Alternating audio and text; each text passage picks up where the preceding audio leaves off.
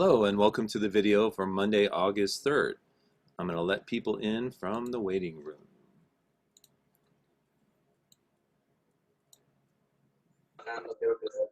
No. Hello. No. Hi, sorry. Super cute. Okay, yes. I'm gonna go the opposite way. Maybe. Maybe. Maybe. Wouldn't that be funny if 2-year-olds, instead of learning no, learned maybe? That'd be even scarier. Actually, it would be. That's hilarious. Listen, I've been messing with one of my friends for the past 2 weeks. Anytime he asks me a question, I just say maybe because I'm not going to spoil the series that he's playing. So I don't know, maybe. Could be. They might die, they might not die. I don't know. It's great. What series is this? It's Danganronpa, one of the series on my, top things to do during quarantine. Oh, right. Awesome. Avatar: The Last Airbender this weekend. Amazing. We're behind on Avatar. I just watched that whole series. Nice. I should really rewatch it again. And then after that, you have to watch The Dragon Prince. I've never heard of that one. I've heard of it. Is it good? Well, some people don't like it because it's like sort of a weird mishmash between 2D and 3D, but I think it's really cool. Well, now I got to watch it because a whole bunch of people don't, which means it has to be good. Right. I know, right? That's usually how it is. I agree. Not entirely, but like most of the time when Rotten Tomatoes doesn't like a movie and I go and I'm like, I love this movie. Why did it get a 2? Because everyone's jealous of how good it actually is. That's clearly it. That is clearly the bottom line. Thank you. Rotten Tomatoes completely changed the movie business because now, if it doesn't get a good Rotten Tomatoes review, it's probably not going to be successful. What do you want to bet Google owns it? Or, Amazon. This whole thing is getting so shady. Yeah, it's pretty shady. It's pretty shady. Like, they all, like one thing owns all of this stuff. And it's so creepy. I'm sorry, what are we talking about? If you don't mind me butting in. No, just media control and But what company owns all of it? well, we were talking about Rotten Tomatoes and how it's guided movie viewers because people will just take it at face value, right? But I said it's probably owned by Amazon or Google or somebody, Bill Gates, who knows. Yeah, the big ones are like Amazon, Google, Facebook, Apple, and a few others. There's some of them they're being quote unquote, I call it chastised, but they're technically being investigated now for the mass influence and the intentional direction and misdirection that they're orchestrating. So it's bigger in a bread box. I know, it's kind of nuts.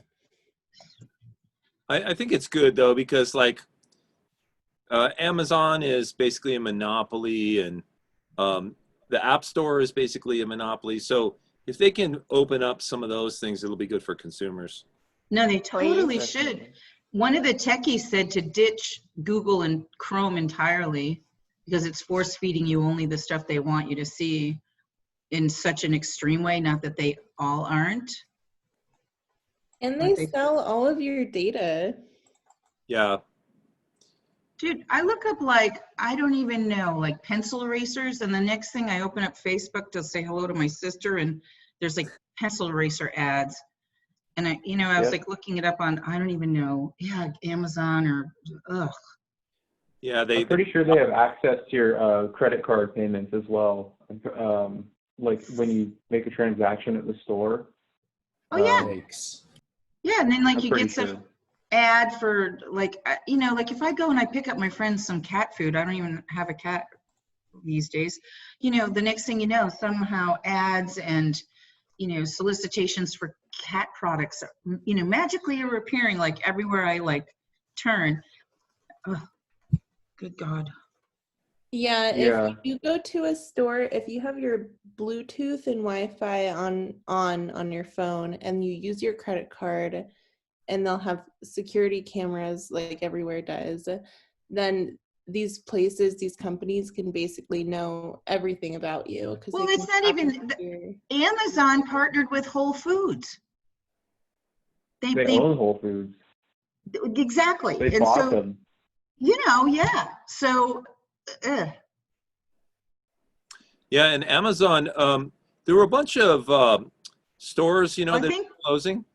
And I think Macy's or J.C. Penney's, one of the big chains like that, is closing. Oh Amazon no. was in talks to buy them. well, and I doesn't totally Google own didn't think about YouTube? that. Google owns YouTube, right? Yep. Yeah. And then Microsoft wants to buy TikTok. I don't know if you guys were watching that. Bro, really?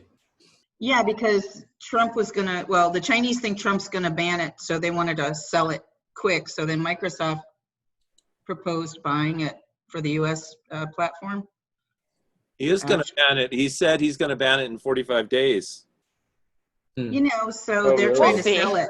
They're We'll trying to, see. For what? because it's Why would Chinese, he? man. Don't you keep up? Oh, It's the invasion of Right. privacy. yeah. I forgot It's about just- that. Those. How dare there be other people that aren't like me? How dare they be so clever? It's a wonderful product. And I just saw something this morning where this kid made a video of himself morphing into superheroes. I don't know if you've seen it. Cannot remember the kid's name at the moment.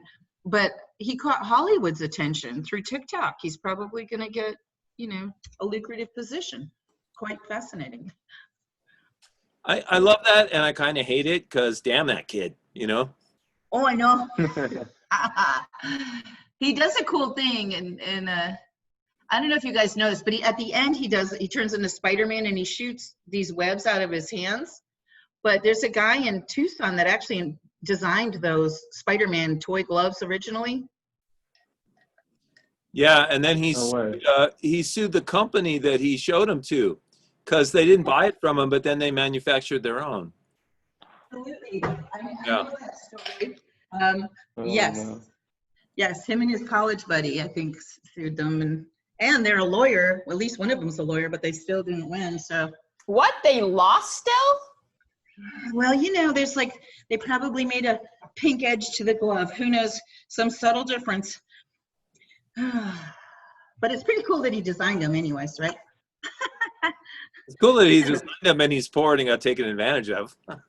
Oh, you know, it's just yeah. So let's see. Today, I know that Claudia wants to do her presentation. Carolina, have you got your presentation ready yet? Yeah, it's done. Okay. Do you care if you go first or second today?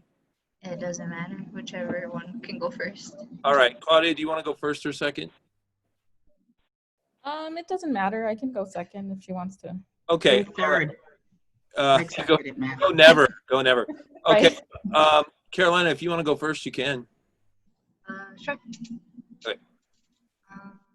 It's in my presentation folder. My computer's not really working with Oh, Zoom right okay. You want me to do it?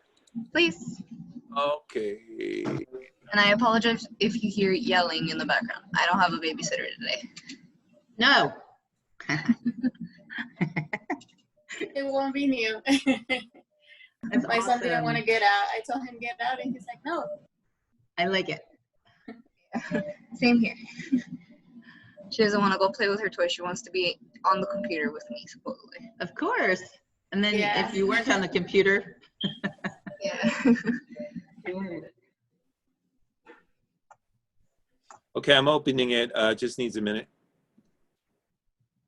All right, I think I'm ready. Let me go ahead and share my screen. Share. And then present. Whoa. Oh, it's kind of huge. Ooh, Let me see if I can shrink it down a little bit. that's sure pretty. How's that? Is that going to work for you, Carolina? Yeah, that's fine. Okay, so just tell me when to turn the slides. Okay. So it's going to be about animation history development. It's basically just a timeline of all the animations from the beginning to basically 2014. And it's going to be really short, basically. Okay. Oops. Okay. So in the first ones, it's basically just a brown pottery, and they say that that was the first animation of a goat leaping on a pot, a bronze pot. And that was the first discovered,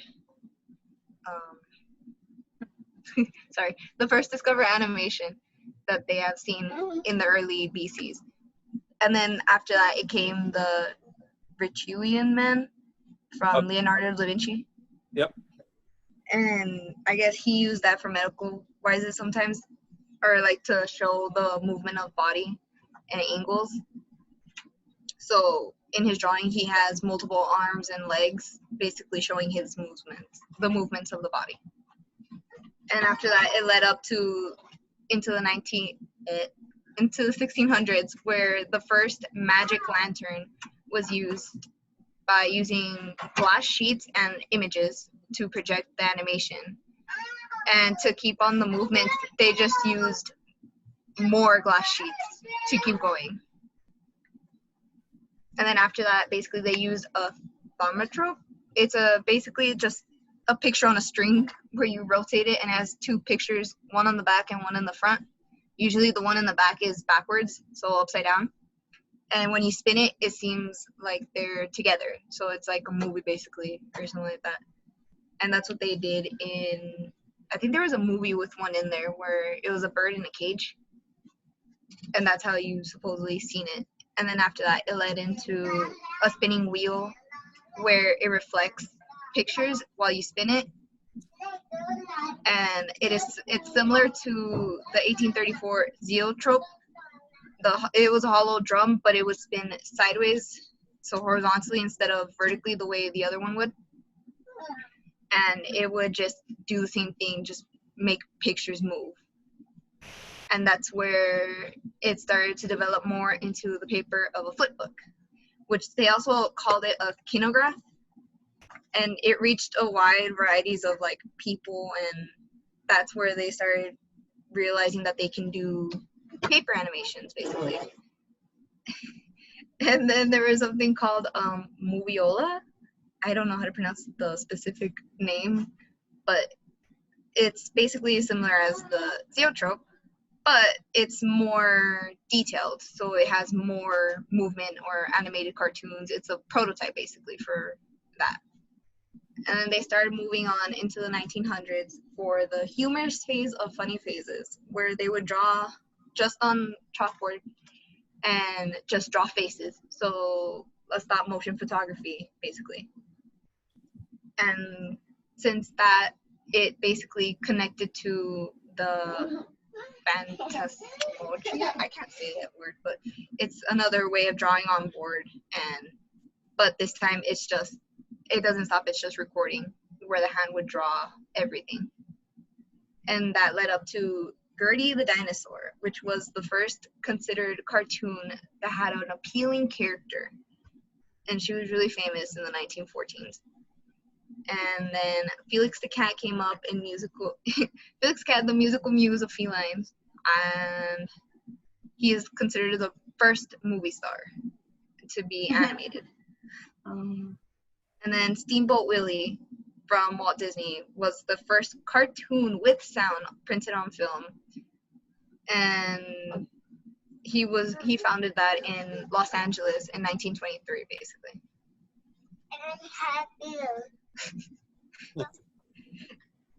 Little kid, tell mommy an A. And then in the 1930s, during the theatrical cartoons, it became really popular to like have more drawings in them.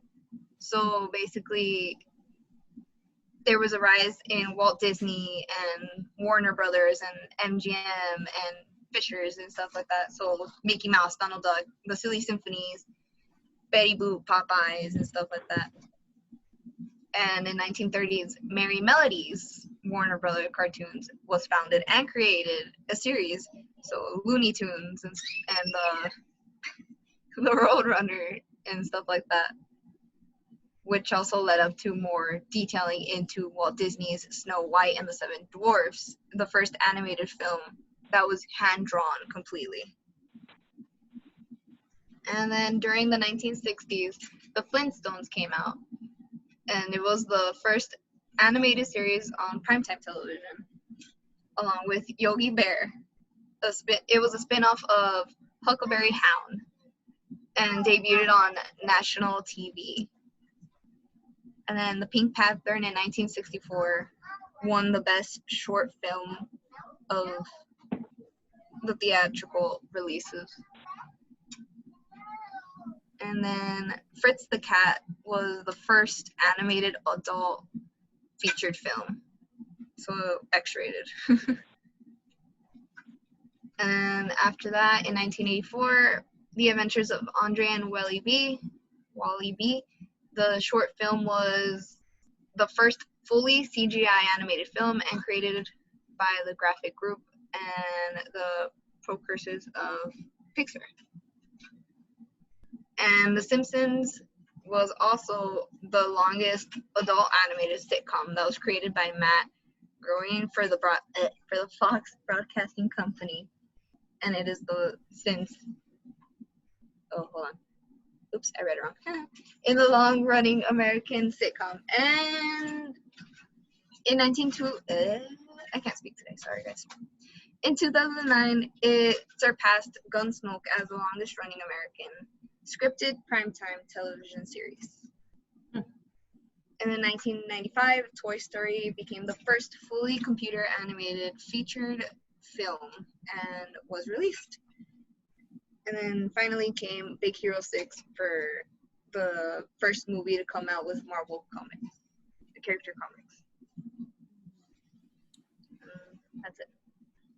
Yay! Yay! That was very interesting. Yeah, nice job. It's cool to see where it's coming. Of course, the focus of this is on Western animation, and meanwhile, there's all kinds of animation going on all over the world. Anime and things like that that are that helped expand the Cooper, it's not time for you to bark yet. What's that? Oh, sorry. I'm yelling at my dog. It's not time for him to bark yet. He still has like an hour and a half. Okay. The nerd. Yeah, it's How dare interesting you. because we get very ethnocentric, and I'm sure there's some really interesting foreign animation stuff that could do another presentation on too. Yeah. I know about that. I think Akira, that was really big in Japan, came out the same time as Toy Story. I know that. Wow. Yeah, it's interesting, isn't it? Yeah. I was gonna add all the other animation stuff, but I felt like I was gonna get too much into detail, so I was like, I'll just keep it short for now. Yeah, I like the Yeah, old, it's like old super ones. complex. It is. I really love how it started with the pottery. That is really interesting. Can you just see them like spinning the cup, and going, ooh. Yeah, there was when I was finding it out, they had like little movie plates, like where it's YouTube playing of how they used them. It was really cool. Wow. I was gonna put it in, but I couldn't find it anymore after that. Oh, I'm gonna look for it. Thanks. Yeah, that sounds cool. Yeah, it's interesting when they first came up with these animation things like the Thaumatrope and the Zoetrope, they were called optical toys, and they used to have them at traveling shows, like at circuses. And what would happen is, you'd pay a penny to take your kid in to, see a demonstration of this, and they would think it was magic. And for a long time, it was just considered a toy, sort of a wonderment, but it wasn't until over here in this last column where really with Gertie the dinosaur, where it kind of all coalesced into a medium. And actually, the guy who did Gertie the dinosaur, he made the animated film, and he used to tour the country and charge people, like 25 cents or whatever to come in. And then he would stand next to the movie, and as the movie played, he would talk to the dinosaur and ask it to do things, and then it would do them because he had pre-animated it, and that was the show. And so that kind of turned animation into a medium. One last bit of trivia: Steamboat Willie is actually coming out of copyright in the next year or two. So that means that'll be one of the first Disney things that people can actually. It'll be open source basically, and people can do whatever they want with that content. Yay! Oh, wow. So Disney creators can continue to stop being creative and create more new stuff? Yeah. The public domain. I'm sorry, I'm being cynical. I'm kidding. Maybe they could do like a mouse thing. What's that? Maybe they could do like a mouse theme. Oh yeah. Just kidding. Well, you know what's happened with copyright, and a lot of this is driven by the big companies like Disney. At first, copyright was like assigned to the lifetime of the author, and then it was the lifetime of the author plus 50 years, and then they Disney lobbied to push it up to 75, and now it might be up to 100 or something like that. So basically, what happens is they can keep control over this content long after the people who created it are dead. Yeah, like their heirs and assigns. Yeah, and so the unfortunate thing is when this stuff comes out of copyright and goes into the public domain, then new derivative works can be created from it, and so it's a boon for the public. Like, for example, two famous... Oh, go ahead. No, Yeah. Is Felix the cat open source yet? I love him. You can search, you can just type, is Felix the cat in the public domain? There's an organization every year that on January 1st, they release a list of all the things that have entered the public domain. And so you can use them, and it's everything from movies to books to animations and stuff.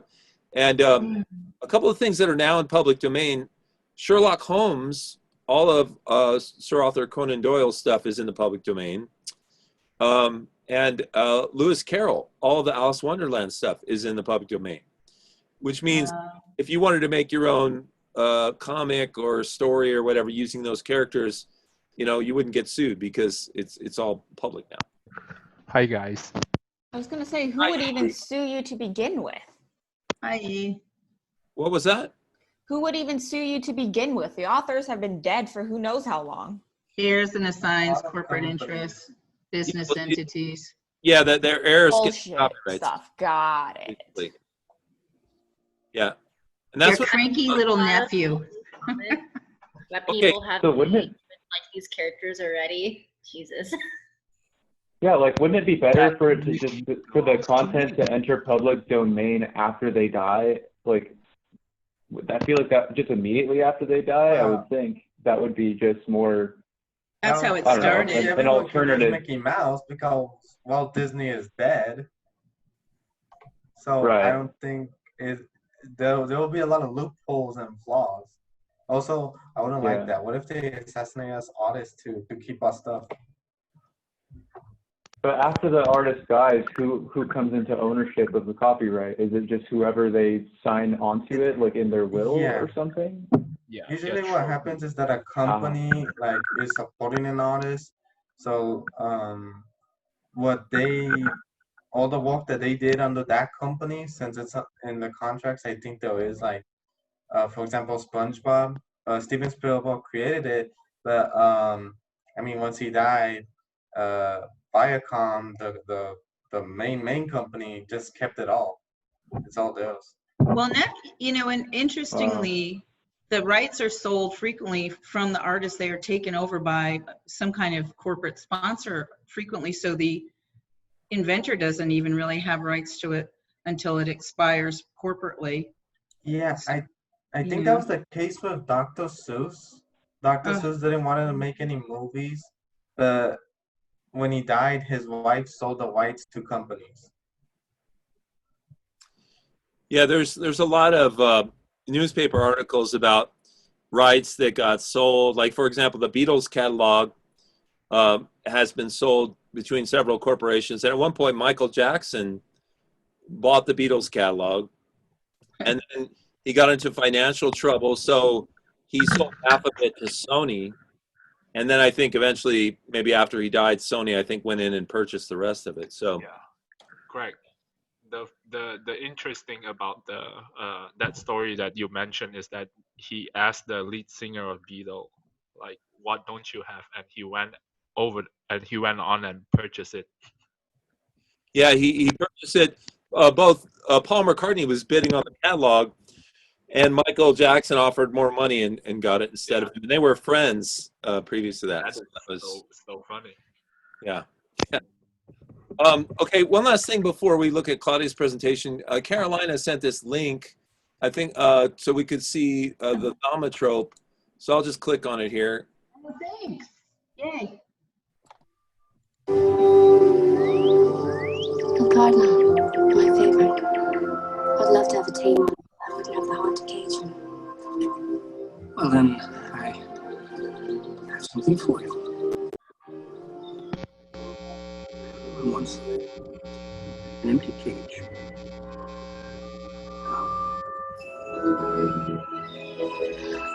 You can do magic. Teach me. It is no magic. It is what we call optics. Separate pigments which become one in the spinning. It is truth, but truth is not always appearance. Funny. Interesting. Holy crap. Okay, Claudia, do you want to do your presentation? Yeah, sure. Okay, and are you going to share your screen? Yeah, I'm gonna try and share my screen. Okay, let me open it up so that you can share it. Okay, there we go. Oh.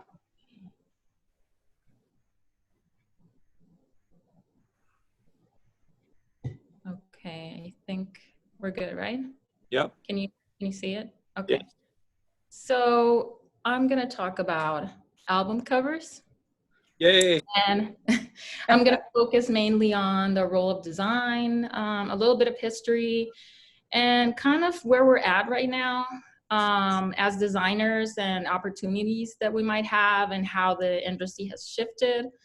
So yeah, that's kind of what I'm going to focus on. So I wanted to start with a quote that is very interesting to me. I really like, which kind of gives you a really good idea of how music and design or visuals or visual culture are related. And it says, "The sound of colors is so definite that it would be hard to find anyone who could express bright yellow with a bass note or a dark lake with treble." And this is by Kandinsky. He's a Russian painter, and he's one of the pioneers of abstract art. So you probably already know that a bass note is a very low, very deep note, and yellow is associated with like bright, happiness, cheerful. So that's where this to me is very interesting. Or a dark lake with treble. Treble is like a higher note and kind of associated with maybe more cheerful, happier, or something like that. So this is a really cool quote that I like a lot. So I'm going to talk about visual identity. And visual identity is not just what we see about a brand. In this case, the brand is an artist, a band, a singer, anyone.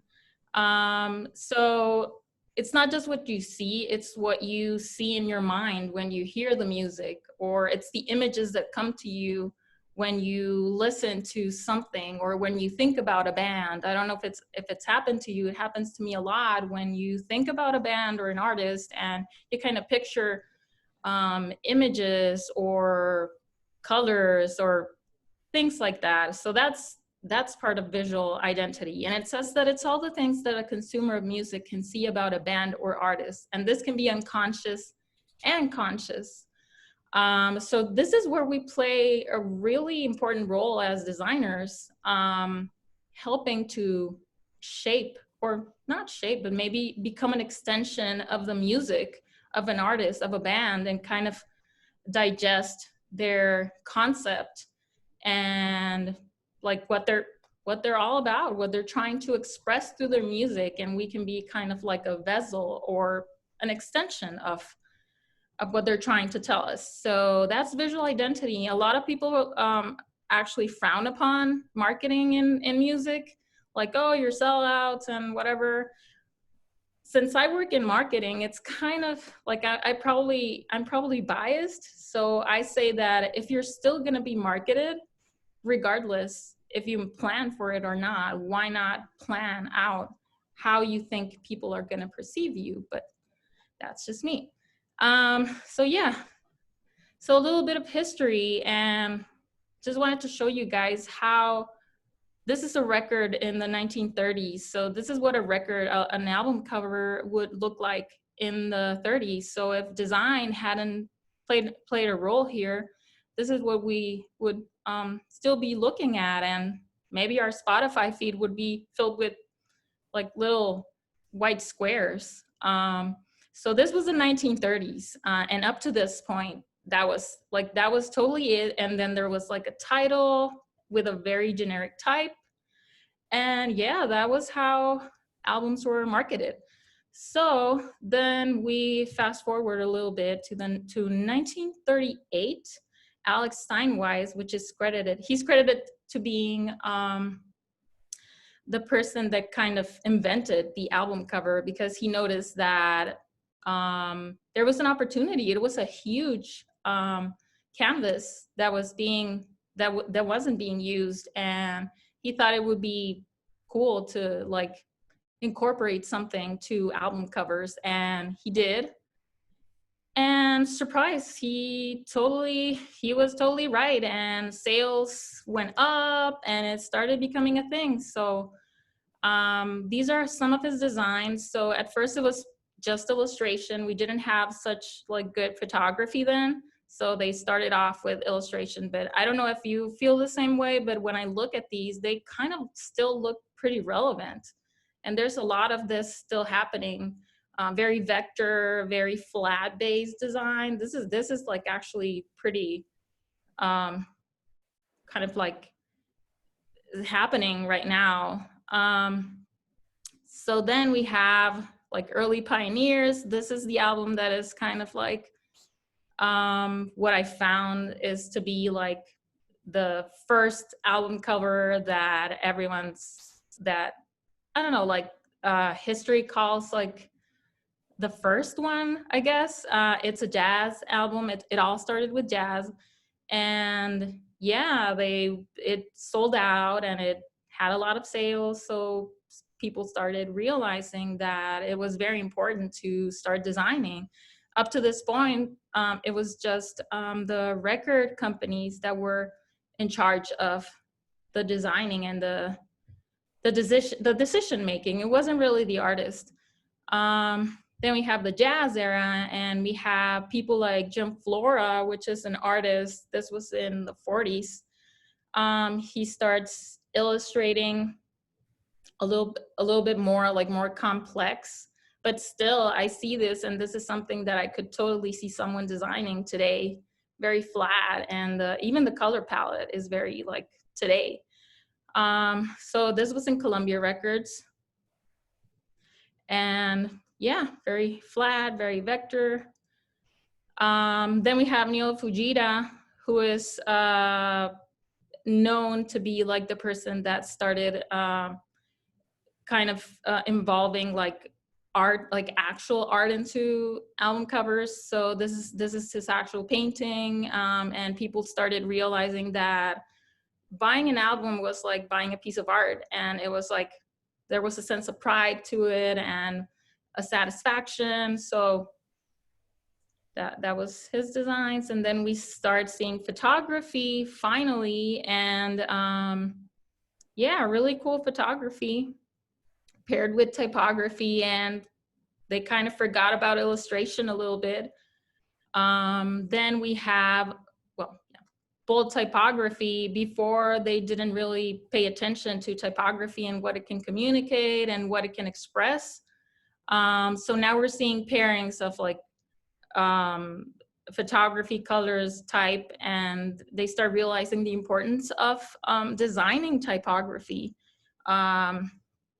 So yeah, we start seeing a lot of very typographic covers. And then we have the 1960s, which is kind of where this kind of all like started. Like there was a boom in records and buying records and design. And this is where we really start seeing the importance of album cover design. Like, for example, in this album cover, the Beatles, they actually commissioned an artist that they liked to illustrate this. So we start seeing that now it's not just like the record company making the decisions. We're gonna be involved in this process because it's an extension of our music and what we're trying to express. So then this is where we start seeing the importance. And these are like really classic.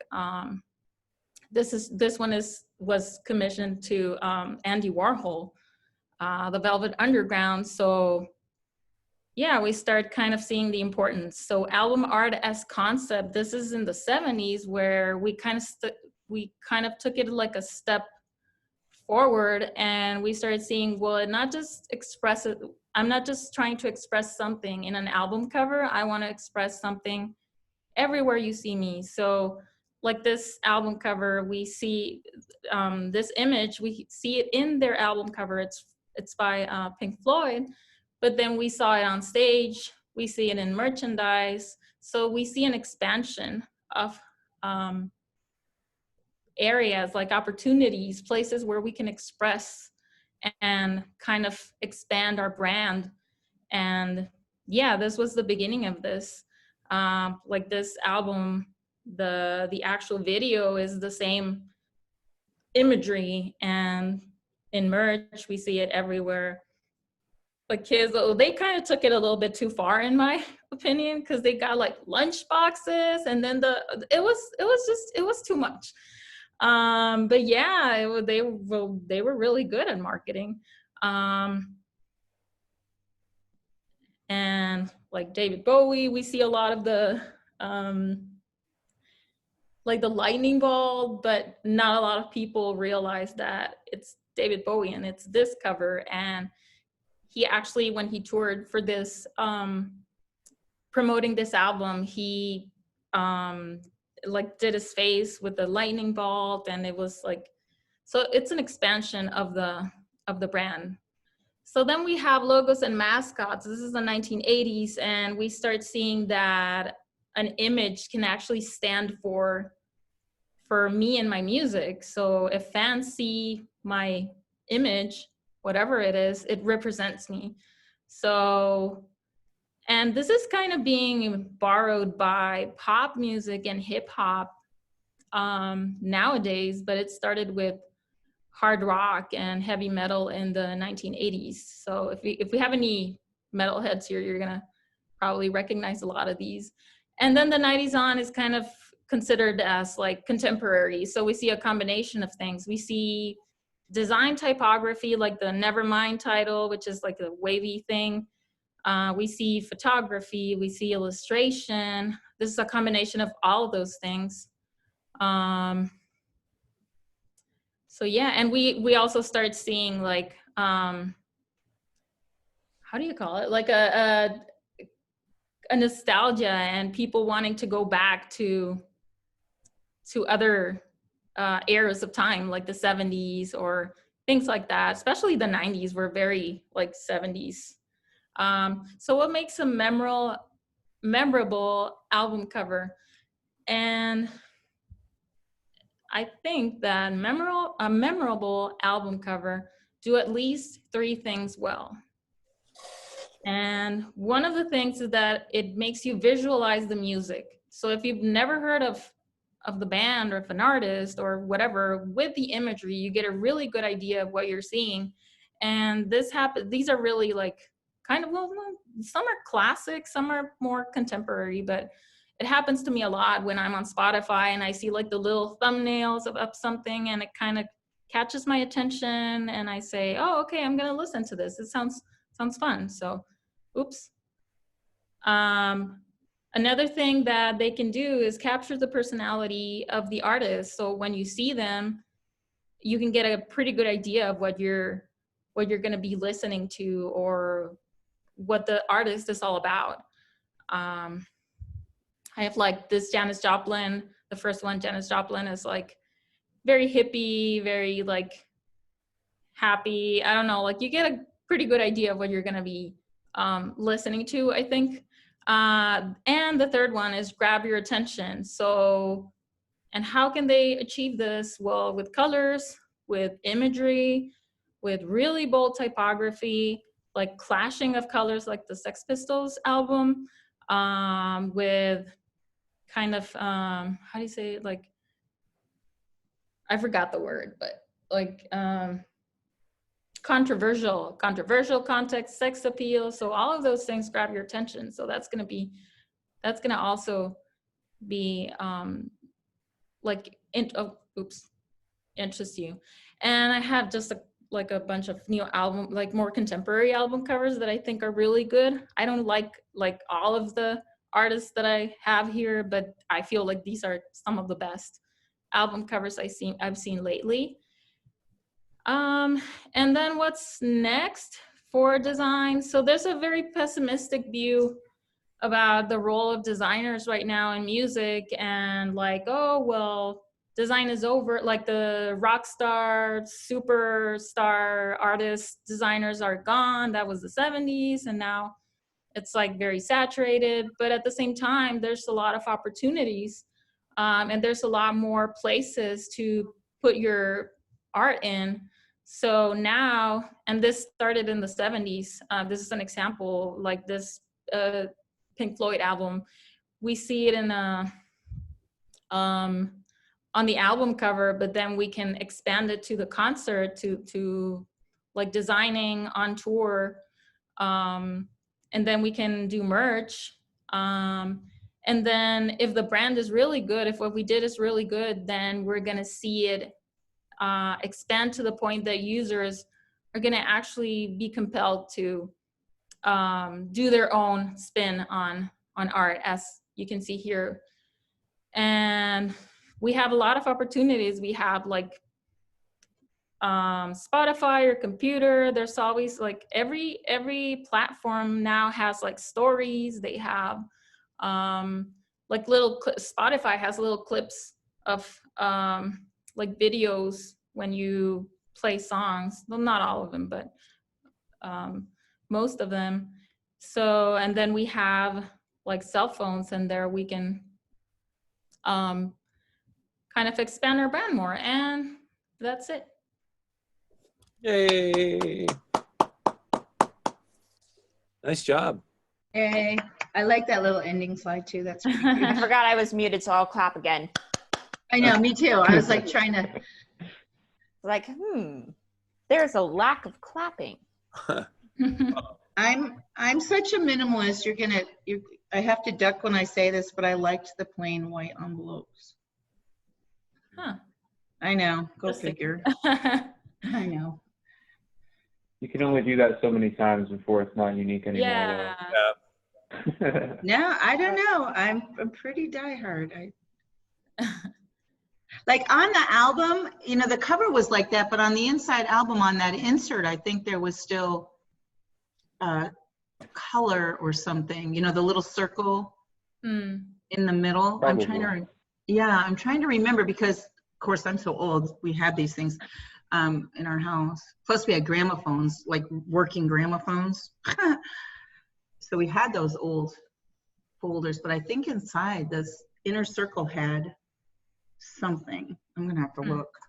Well, this is the 1930s, so Yeah. Well, gramophones are it's like back. the first ones. They were like plain. They didn't have anything. It was Yeah. We had the old working Mm-hmm. gramophones. I don't know how to describe them, where you put the thing in and you had to crank it, and there's a horn above it, kind of a thing. My parents liked antiques. What can I say? But we were also old, and they were even older. So, Well, Claudia, you did a really nice job. Very detailed and interesting presentation. Thank you. Thank you. Claudia, what's like the most important thing that you've learned from working in marketing? What's the most important thing? Yeah. I guess what I was saying, like, don't stigmatize it and learn how to market even yourself. Like, we think we're going to be authentic and I'm not going to fake anything, but you're going to have to market yourself for anything and everything, even in your, like your, when you're applying for a job, you have to market yourself, especially if you're trying to like look for a job that's like not totally related to what you studied, and it's going to happen a lot. So marketing is everywhere, and if it's already going to happen, why not kind of do your own narrative, you know? well, you know what? And I'm looking at the 1920s and 25 albums, and I don't know if you can pull them up, Greg. It's really cool. But there was, and it would say Paramount, which is probably the producer, and yeah, in Brunswick, and it would have the people's names on the inside circle where the record would drop onto the spindle.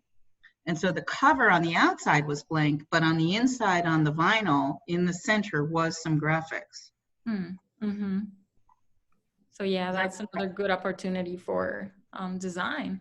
Well, you know, and it's like you said, it was an empty canvas, and especially marketers, as you acknowledged, are always looking for any canvas. But remember, white space is important too. So I'm the devil's advocate on that one, but.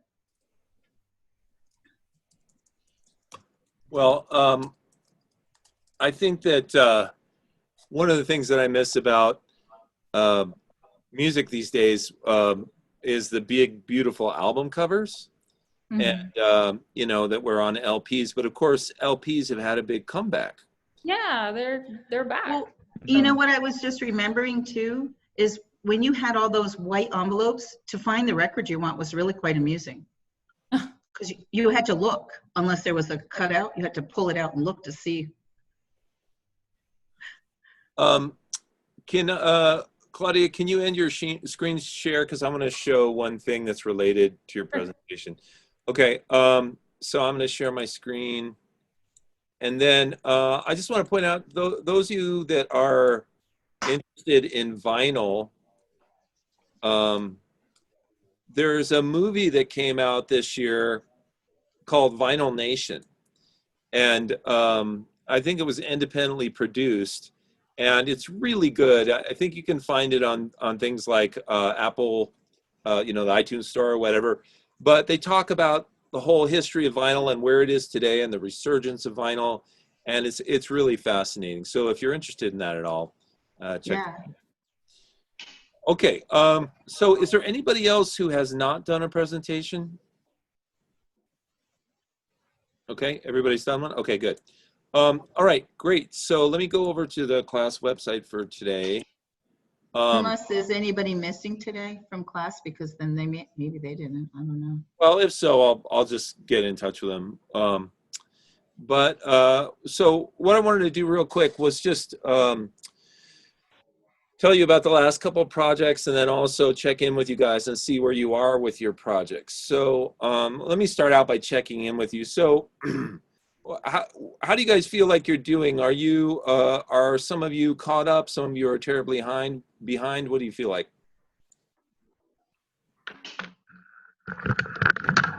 think I'm caught up. I don't really know what I have. You're not really sure. I've just been doing things. And okay. Anybody else have any indication of where they are in the whole scheme of things?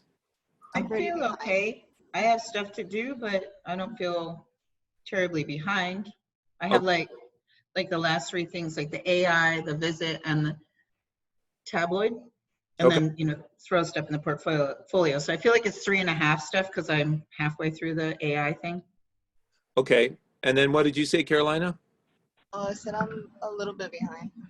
Okay. Is there anybody that's like super way behind? What is super way behind like? It's where you are, Yi. Oh. I was gonna ask that Am I too. super way behind? No, I'm kidding. I'm kidding. Oh, okay. I was. Whoa, Greg. Whoa. We all owe you a couple years, so that was a good one, Greg. Yeah. Oh, geez. I feel like I'm fine. But it's just I don't have the time to do things well, which is really frustrating. All right, because you have to do them so quickly. Like I just have to slap some things together and be okay with that. Yeah. Okay. Well, a couple things. First of all, as I said, you guys, even though the class officially ends tomorrow, I'm giving you guys until Friday to finish everything. And everybody's okay with that? Yeah. Yes. Yes, thank you. Thank you for doing that. I wanted to reiterate something you had said, because sometimes we're getting super, super detailed, and you had said not totally necessary, perhaps, to just get some stuff accomplished. Yeah, so I know, and this speaks to what Robin was talking about. And Robin, you may have the type of personality when you start a project, you like to spend a lot of time and put a lot of detail into it. And unfortunately, because it's a summer school class, and because it's graphic design, it's moving at a much faster clip. So, one of the things I was saying was, what these are, they're basically exercises to get you to learn how to use the tools. So, you can do something like the AI poster. You can do it with just a really cool photo and some blocks of lorem ipsum text and some cool icons, maybe some little headlines or whatever.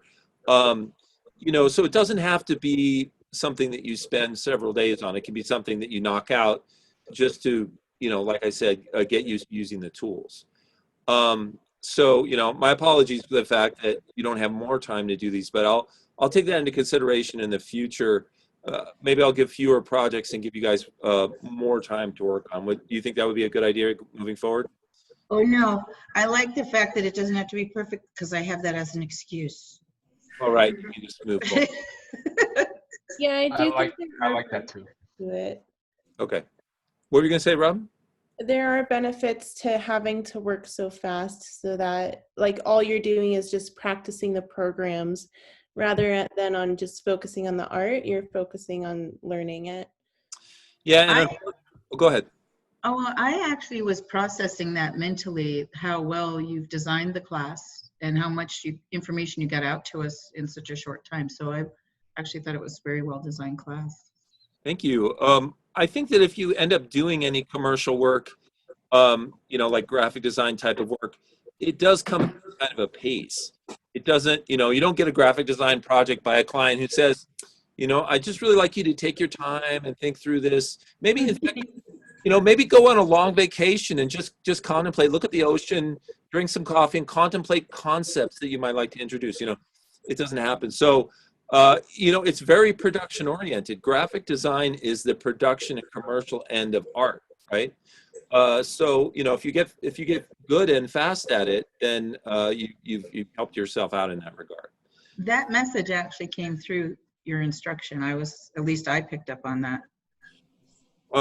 The other thing I wanted to say to you guys, now I know my preference would be that everybody in this class does every single project, and on Friday, I look and everybody's created every single project in the world is wonderful. Now, I know that's not realistic. I know some people aren't going to finish all the projects, just because of time and all that. Everybody has, life gets in the way. People have to work. They have children. But I do want to reiterate to you guys that you can still get a really good grade in this class, even if you don't finish every single project that was assigned. Remember, there were 10 projects assigned for each of the sections: Illustrator, Photoshop, and InDesign. And and the way that I'm grading is, you know, it's 100% for each section. So that means in the first section, the first 10, if you did all 10, you get an A. But if you did 9 of the 10, you get an A too, because that's 90%. Now, I'm not encouraging you guys not to do work. I'm just saying that if you end up doing 27 of the 30 projects, you're still going to get an A. Okay? Does that help? Yay! Yay for A. Okay. All right. So, you know, what I'm saying is if you do your projects, it comes Friday, you got 1 or 2 left, and you can't manage to swing them, you can still get a really good grade. But try to do them all, because you'll benefit from it. It will just help you get better at this. Okay. So that being said, the last 2 projects, you know, one being assigned today and one tomorrow. If we look at the screen here, today's project is a portfolio project, and I'll kind of show you how to do that. And then tomorrow's is a tabloid project, which is, you know, creating, like I showed you, the Bat Boy tabloid. You know, it's one of those cheesy newspapers you see on the supermarket checkout stand. So I'm asking you to do the cover and then a double page spread on the inside. And that's a really fun project. And I want you guys to have fun with that. So, you know, make sure that if you're going to drop a project because you don't have enough time to finish everything, try and do that one because it's really fun. Okay. I have a question on that. Yeah. Because that is a really fun project, and I don't know if we won't necessarily get to see everybody's tabloids, and I think they're going to be pretty amusing. So I don't know if we'll have access to see them or not. But. Well, I mean, what I can do is, you guys all know where the class website is. How about on Friday, I'll put up, let's see, if you guys will send me your tabloid projects as PDFs, you know, like you're going to do them in InDesign. And if you export them as PDFs, I'll put them all up on the class website on Friday. You can see everybody's. Yay, cool. Video? Okay. Okay, so let's go ahead and first look at everybody's work, and then I'll show you how to do today's project, which is the portfolio, and how to do tomorrow's, which is the tabloid. And then I'll give you some time to work and answer any questions. And then, of course, tomorrow is the last day. Yeah, I know, sad. And but we will have a show and tell tomorrow. So if you have some final work you want to share with us, please do that. Okay, so let me go ahead and move over into the class website, which I got to find here. I guess I'll just, oh, here, it must be over here somewhere. Let's see. No idea. Okay, I'll just go there real quick.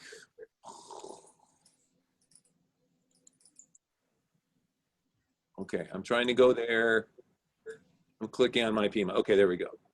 So here, drive.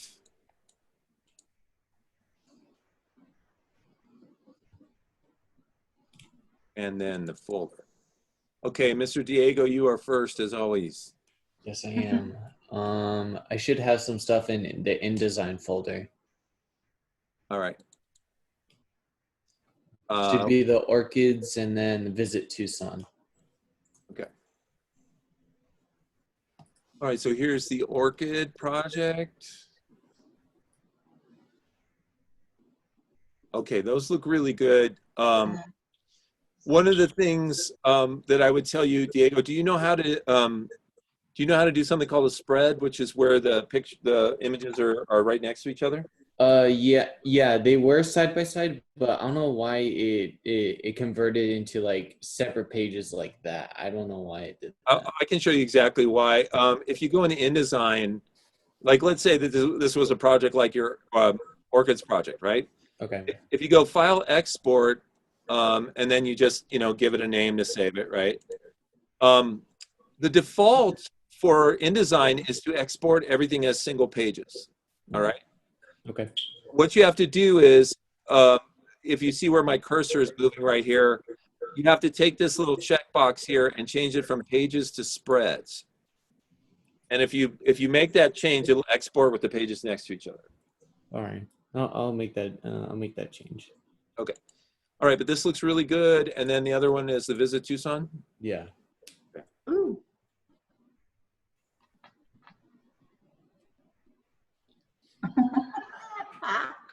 That's hilarious. That's why I love Arizona. You nailed it. I've been trying to figure out why I love it so much. It's really good. It's really amusing. The only thing, a suggestion I might have is, if the text and the background were higher contrast, we might be able to read it a little easier. Yeah, that as I like first seen it and like at a glance, then I started to see that mistake. Yeah. Or you could even get away with if you put a thin stroke around the text. That would also take care of it. But yeah, that would also work. It would be funny if you did "Don't worry," like ... and really big letters, and then that we've been social distancing, and maybe in like a font also, and make it a little bigger. Ooh, okay. I like the kind of, I don't know how to say it, like the kind of flat, like mountains kind of thing in the back, but I really like the cactus highlight. I don't know how you did that, but it's cool. I just found a picture on Splash and then did an image trace of it. Oh, yeah, it's really cool. Thank you. I like the way that you combined the Visit Tucson thing with the last T of the visit and the first T of Tucson. Yeah, pretty cool. I wanted to do something with the text that makes it more fitting other than just displaying "Don't worry, we've been social distancing." I just wanted something to incorporate it to make it more. It gives a really cool line too from the little T kind of going up to the right to the top through the cactus. Mm-hmm. Kind of cool. But it's also I think it kind of represents Tucson's creativity too, just saying. I try to make a little elements here and there, yeah. Looks good. Thank you. Okay, Cynthia, anything from you? No, not today. Okay. Eric? Yeah, I got the last 2 Photoshop assignments and then 2 in the InDesign folder. So what were the last 2? They were the double page spread and the annual report. Okay.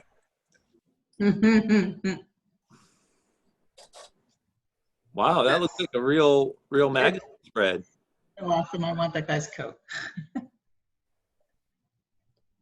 I like the little pillow that the watch gets. It's so expensive it gets to sleep on a custom pillow. They really are expensive. Oh yeah. Well, that looks great. Now, is there a cover for this as well, or is it just a spread?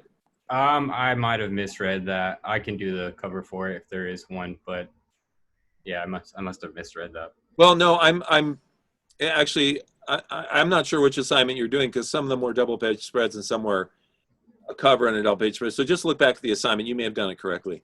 Okay, yeah, I'm pretty sure I did. Okay, that's fine. It looks great. Thank you. Wow. That's cool. Yeah, looks legit. You have a really good eye for like negative space. Thank you. Somehow this reminds me of Luke Cottrell's, except for this is the clean version and Luke's was a different industry, but they were both very industrial. Luke's company is really into polluting. Well, I was yes, pretty much. It's just profit. They don't care about the environment. Global warming is a myth, guys. It's true. Live in the present. Who cares about the future? The Earth is flat. Okay, well that looks really great. It's interesting. Both were industrial designs, and one was like clean, and one was less clean. Indifferent is the word. Different. He's calling you out. Different. Carolina, you got it. I think I only have the InDesign daycare. How do you say your name? Who, Carolina? Well, yeah, Carolina. How do you say your name, Carolina? Carolina. Carolina. I just realized my Polish grandmother was a Carolina, but she had an I, but she was also a K. Okay, so it's I'm Carolina. just curious. Okay. Yeah, it's spelled differently. I don't know who spelled it that way, but someone in my Yeah. family spelled it this way. Yeah, my Polish grandmother, same thing, but just an I instead of a Y. So what's great about this company that Carolina has made is that they put the kids to work moving boxes with giant letters on them. They rent the kids out as it's a moving company. Then they're tired for naps. Yeah, exactly. Nap time after that. Twofer. I don't know if this is ORSHA regulated. I think it's really great. I love the fun aspect of this card. Thank you. One thing I might say, sorry, I'm like commenting on everyone's. It's all from a good heart, guys. But one thing I might say is that you have really vibrant and bright colors in the rainbow, and you have like these muted tones in the blocks and the children and the letters. So maybe just like kind of pick one, like either these muted colors or these really bright colors in the rainbow.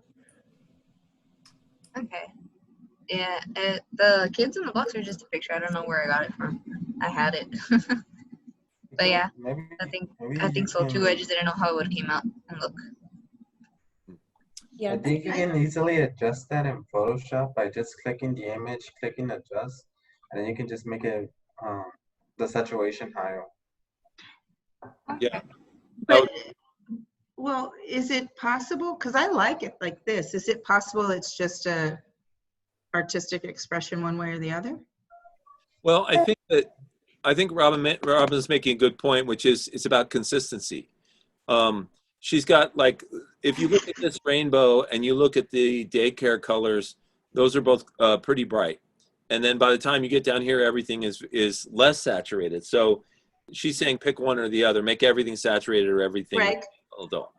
My high school yearbook statement came from Celestial Seasonings, and it was consistency is the trait of small minds. Okay. All right. Well, this looks really good. You did a really wonderful job with that. Thank you. Okay, Kim, do we have some Kim art? Me? Of course we do. One of them is really bad because I hate whatever program we're using. I don't remember the name. InDesign. You hate it more than Yeah. Illustrator. Yes, yes, I do. So InDesign Blocked is out the the top name. folder. By the way, It how's was your the turtle? Mountain Trails and the Tucson poster, and I swear I've done more.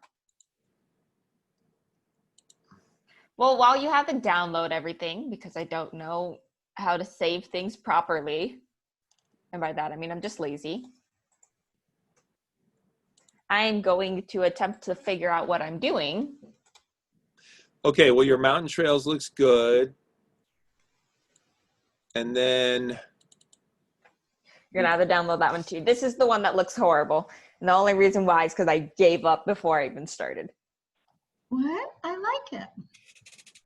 Ooh, the colors, they changed. I think it's very hard to read visit text stuff. Like, I think it's very necessary to have that space there.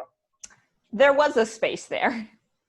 Oh, There is a space there. It looks like Stonehenge, though. Leave it. No. I'm not touching it. Add another space. Wow, that changed so much with that one space. yeah, the font didn't come over. That's why it. That's what it is. It's the font. Yeah. Because there was a space. I mean, there's some cool stuff going on here. Maybe if you get inspired, you can figure out a way to finish this. Oh no, it's done. Are those like blocks? We done. Do you know the green almost makes me feel like in Arizonans with our clear skies, people see spaceships or think they do. I almost feel like you could sneak a spaceship in there. Probably could. Hi. So You're deleting my stuff. How could you? No, I'm kidding. No, sorry. I wanted to see what it looked like without the rocks down there. Like, you know, especially if you put some Chamber of Commerce logos down here and some text information. Or Sam Maybe a the cow desert skull. tortoise. Yeah, or Sam the desert tortoise. Or roadkill, you know. Lots of roadkill. That's all we have here. Kim, do you want to see how to export your stuff as a PDF? No, I know how. It's just I got lazy. Okay. You got That's all it is. You got lazy and you're objecting to the fact that you have to use this program. Can you? Yeah, right. Yeah, It's not that pretty much. difficult. But you know what's funny is you didn't have to tell on yourself. You're such a nice person, Kim. Nah, it's fine. It's fine. If I can bash on a program, I'm going to bash on said program. Let's see, Luke Abeta, have you got anything? No. Okay. Brianna? Yeah. In which folder? Sorry.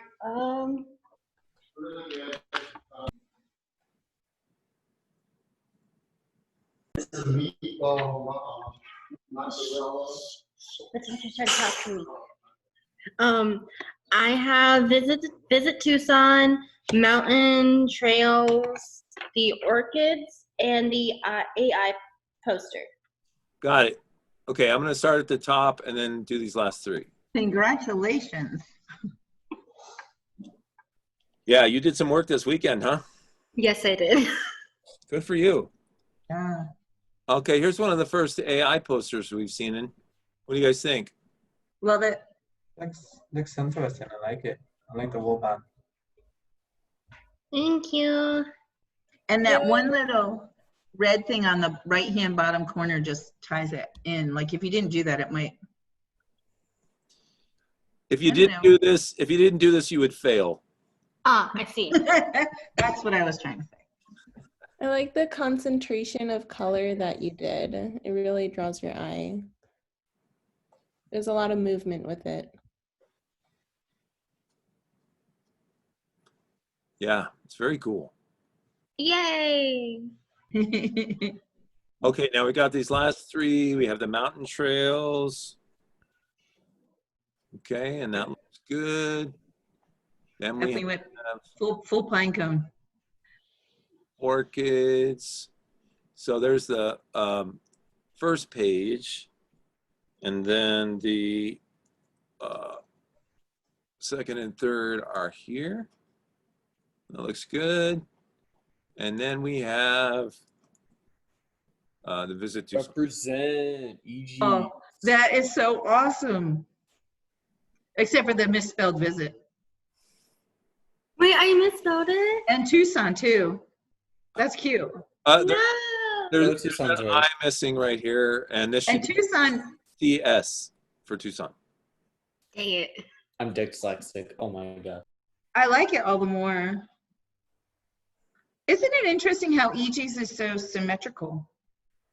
I never noticed that before. I think you should just show this pristine desert littered with EG's cups. That'd be a cool idea. Like stuck on top of the little cactus arms like they do with the Christmas balls. Brianna, I think this is really nice. Did you ever think about maybe adding a little more color to the EG's cup? I thought about it, but because the background was already so busy, I just kept it simple. But I mean, I can add something to the cup. Yeah, you might, like just take a look at an actual EG's cup and maybe pull some colors or some design off of there, see how it looks. It's really cute. Did you draw that background? Yes. It's really cute. Thank you. Yeah, it looks really good. Okay, and then Rena. I think she should send that to EG's. I don't think Rena is here today. Milo is not here. Adrian, you are here. Have you got anything, Adrian? Yes. Okay. Where? Design. And well, there was the orchid, the milkfield, the tucson, and Okay. the artificial intelligence. Okay, so 4. So we've got the orchids. That looks nice. And then double page also looks very good. And then you have artificial intelligence. Wow. That's awesome. Yeah, very nice. It looks really good, Adrian. Thank you.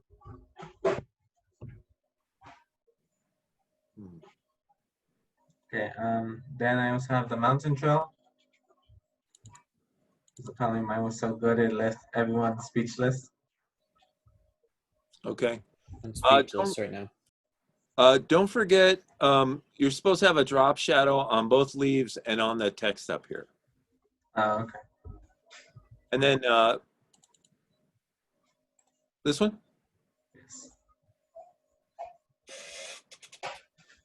Wow, these are really great. I feel like we should send them all of these to the Tucson Chamber. You know, like a PIMA outreach kind of thing. Now, hold up, if we're gonna send them, at least give us a month or a week to design it better. Oh, yeah. Hey, Adrian, maybe something you could do is take your colored eyedropper tool and find this exact shade of green on the bottom for your sign. I was thinking, but it's a sign. Signs are created with that color other than leaves because it needs to really stand out. That's actually a pretty good point. Like most of the signs you see out in the world are always like, different than the surroundings. So, Except for in Vermont, swear to God, we have literally a no billboard state. No billboards are allowed, and all of our street signs are the exact green of the trees. Just saying. Yeah, I think it looks really great, but I think Robin has a good idea. If you change this color, if you use the eyedropper and grab one of these greens down here, then it would look more like the sign in front fits with everything in the back. I guess, but I mean, I did got this color from one of the signs. I guess that was my idea. Okay. Well, these there's so many fun colors in it too. It's just really pretty. Yeah. Okay. Did we get everything, Adrian? I think, yeah, that's it. Okay. And then we have Claudia. Anything from you? Yeah, I have the orchids. Orchid. Mm-hmm. Okay.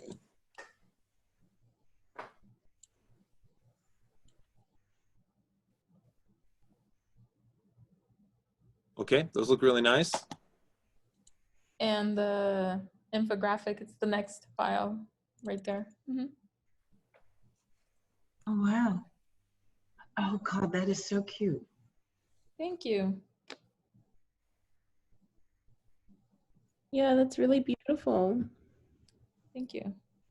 It's really important too. Reminds me of this one website called Headspace, like I showed you. Right. They do very simplistic illustrations like this for mental health. It reminds me of Marge Simpson's hair. I thought of that. Yeah. I love it. I love all the colors that you use that I know already. I have not done any of these things. It reminds me of Marceline, the vampire queen from Bass, yeah, bass playing vampire. Yeah. I think this is a good example of how even just a simple illustration can make you interested in the content. Because the illustration is so appealing, we read the text, and then she's done another good job of directing your eye with these wavy lines. So the wavy lines of the hair are almost arrows that point your eye down to the next piece of information. Yeah, that looks really good. And then Have we seen your visit, Tucson? Yeah. Okay. Yeah. You did. Yeah, last time. Did you try that lady? I did. Wow, super cool. It's pretty simple, actually. It's really cute. Okay, Mia, what have you got for us? Mia? Yeah. Mountain trails and orchids. Mountain trails and orchids. Okay. My fox didn't like the green outline, so it has a different outline than green. Okay. But other than that, That looks good. And then we have an orchids. the orchids. Okay. Yep. They look good. Thank you. All right. And then Robin? Yeah, I've got the orchids, mountain trails, visit Tucson, and half of an AI poster. Half of an AI poster. Okay. So there's mountain trails. That looks good. Here's some orchids. Very nice. And here's a visit Tucson.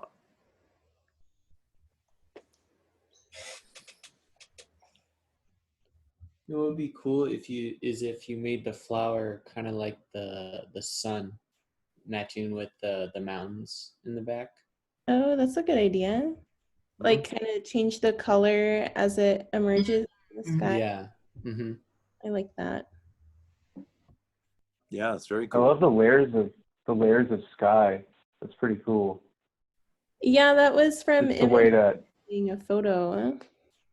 Right. Yeah. Yeah. But I just like the way that looks. It's pretty cool. Yeah, the font is really appealing too, or fonts.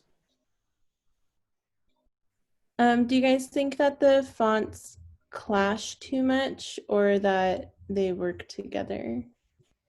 I kind of think they kind of do work more together because if they were the same, usually when I see when they do that, they make them look different depending on the emphasis of the word. For example, visit is just a small word. What's really supposed to attract is the word Tucson. So I think that it's okay how it looks, the font. Clearly, if you changed one, it would just be the one on visit. The Tucson is really cool. And the N wraps around your cactus, which is cute. So if you wanted to play with anything, maybe the visit. Right. Okay, very good. And then we have half an AI poster. Yeah, I made it more about privacy, but they go hand in hand. But I still need to make it a little bit more interesting. I'm gonna add some more points and maybe another graphic in this bottom left-hand corner. I like this new technology you invented, Blurtooth. Yeah, it's like Bluetooth but blurry. What use does that have, I wonder? They make the blocking, card sleeves or purses or wallets or attaché cases. Yeah, that you can't read through them. I guess I think it would be cool if you put the text where the cameras are pointing to kind of give the sense that where the cameras are looking. For example, the camera on top, put the text at the angle that it's looking at. So one text can be at the bottom also to fill it, because I feel it's very bare, like if it's unfinished because of that bottom part. Well, you know what? It's interesting. That camera is kind of directing your eye to look at the bullet points. I guess you could have the other one direct. Really, I like that idea, Adrian. It'll really like guide your eye around the page also, because this one on the bottom is just kind of pointing at nothing right now. Unless it was like pointing right in your face, which would be kind of... It's a really nice start, and I'm looking forward to seeing the finished design. Thanks. I like the theme. Hey, speaking of security, let me show you guys something. When I got the most hacked? was when I applied for the U of A. They, and the staff said that they target college people. When you got the most spam? Hacked, I'm talking invaded cell right, phone, okay. computer. It was horrifying. So if you want a little example of how graphic design affects us in everyday life, there were some studies that were done. There were convenience stores and clothing stores that had a high incidence of theft. And what happened was, as an experiment, they put these posters up on the wall of either just a big person's face or a big pair of eyes. And all they did was they just put these posters on the wall, and theft reduced. The shoplifting dropped because people felt like they were being watched, right? So it's just interesting that even something like that has an impact on us in our daily lives. It's like 1984. Yeah, like where there's a poster of Big Brother everywhere. Yeah, let's look. That's a good. Yeah, right. Right. So just the fact, like, Freaking Hitler too. Yikes. Yeah, like here's a great example. Like if you just put up a big poster like this on the wall, your theft would reduce because people would feel like they're being watched. So is that the real meaning behind the Egyptian eye after all this time? Yeah, right. In a way, kind of. It's called the Eye of Horus, or the Eye of Horus. Yeah. Well, there's the Pharaoh eye is on the back of the dollar bill. Yeah, It said Pharaoh this is watching you. Also, like the book The Handmaid's Tale, there is always like this ever-present eye everywhere. Oh yeah, to keep track of everybody. Yeah, it was meant to be the symbol of like God's eye, and God is watching you. That is the creepiest series, by the way. So let's see. Alma, have you got anything today? Yes, everything in the InDesign folder, it's new. Okay.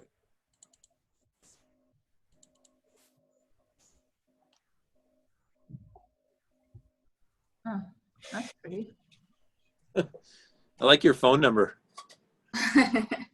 It's easy to remember.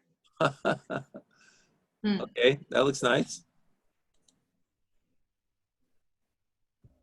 All right, very good.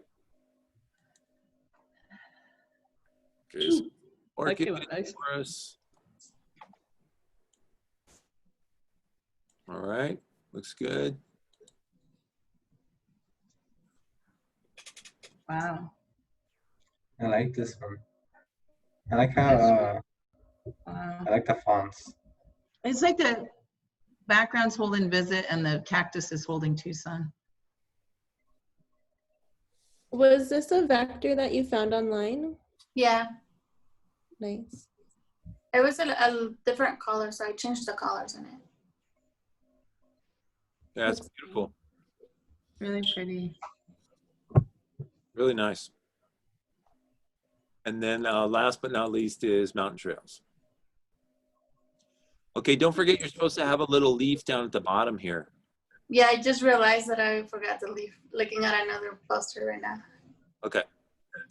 All right, looks good. Thank you. And then let's see, we have Yi. Anything new, Yi?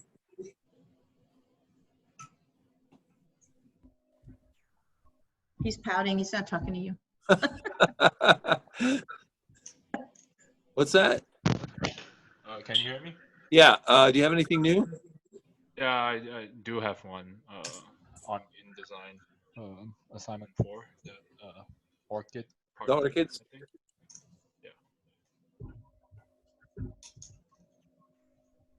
Okay, those look good. Very nice.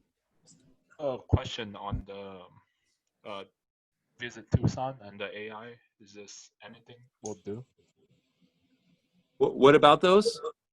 Yeah, just any design that's no requirement on what size it should be and stuff like that.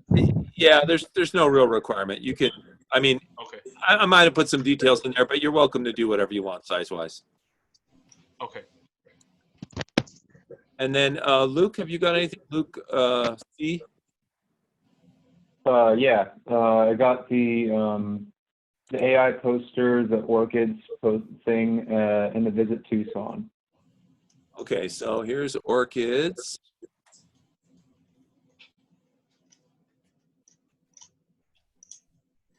This is a minor point, but I think that I think this picture actually touches the line right here. Oh yeah, you're right. I think I so. don't actually think it does. I remember. Really? I remember in the photo, yeah, the example that it didn't. Oh, it didn't? Okay. It doesn't. It's Yeah, just I- barely off the line. And then I stand corrected, Luke. Okay, and then Okay. Visit Tucson. Yeah, there's just a difference of fonts. Okay, so this is the first version, and then the second version is this one. Yeah, just a different visit. So we got that. Not sure which one fits more. I'm kind of torn. Oh, I see. It's just the word visit. Right, right. I like the first one. Yeah, I would say the first one. Cool. Okay, that's nice. Did you take that picture or? I did actually, on Sombrero Peak. Looks good. And then we have the Thanks. AI. Yep.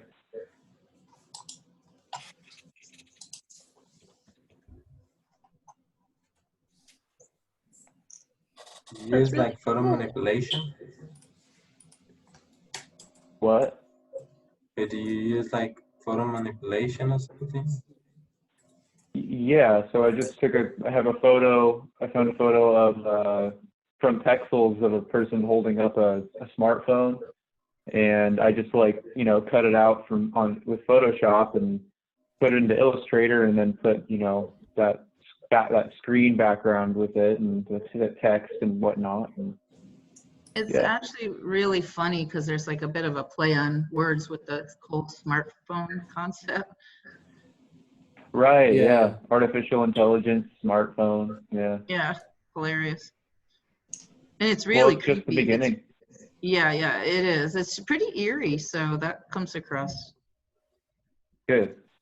Yeah, that whole 1984 thing kind of comes across a little bit in this poster. Cool, thanks. How did you get Yeah, I the just background read- on the hand, like the light, like the hand is lit up? Did that effect come That with? just happened to, no, that was like total luck. It just happened to, that photo happened to be, like there was a background illuminating it, and it also happened to be blue, so I didn't have to change that color. So it just worked out. Wow. Yeah, the color pattern or the colors here are really nice. Cool, thanks. So, Luke, remember that thing I showed you that would stop a hyphenation of a paragraph? Yep. You might want to do that on this. You think so? Because I thought that it just kind of looks better as like when I tried taking the hyphenation away, and it just looks a little bit more choppy.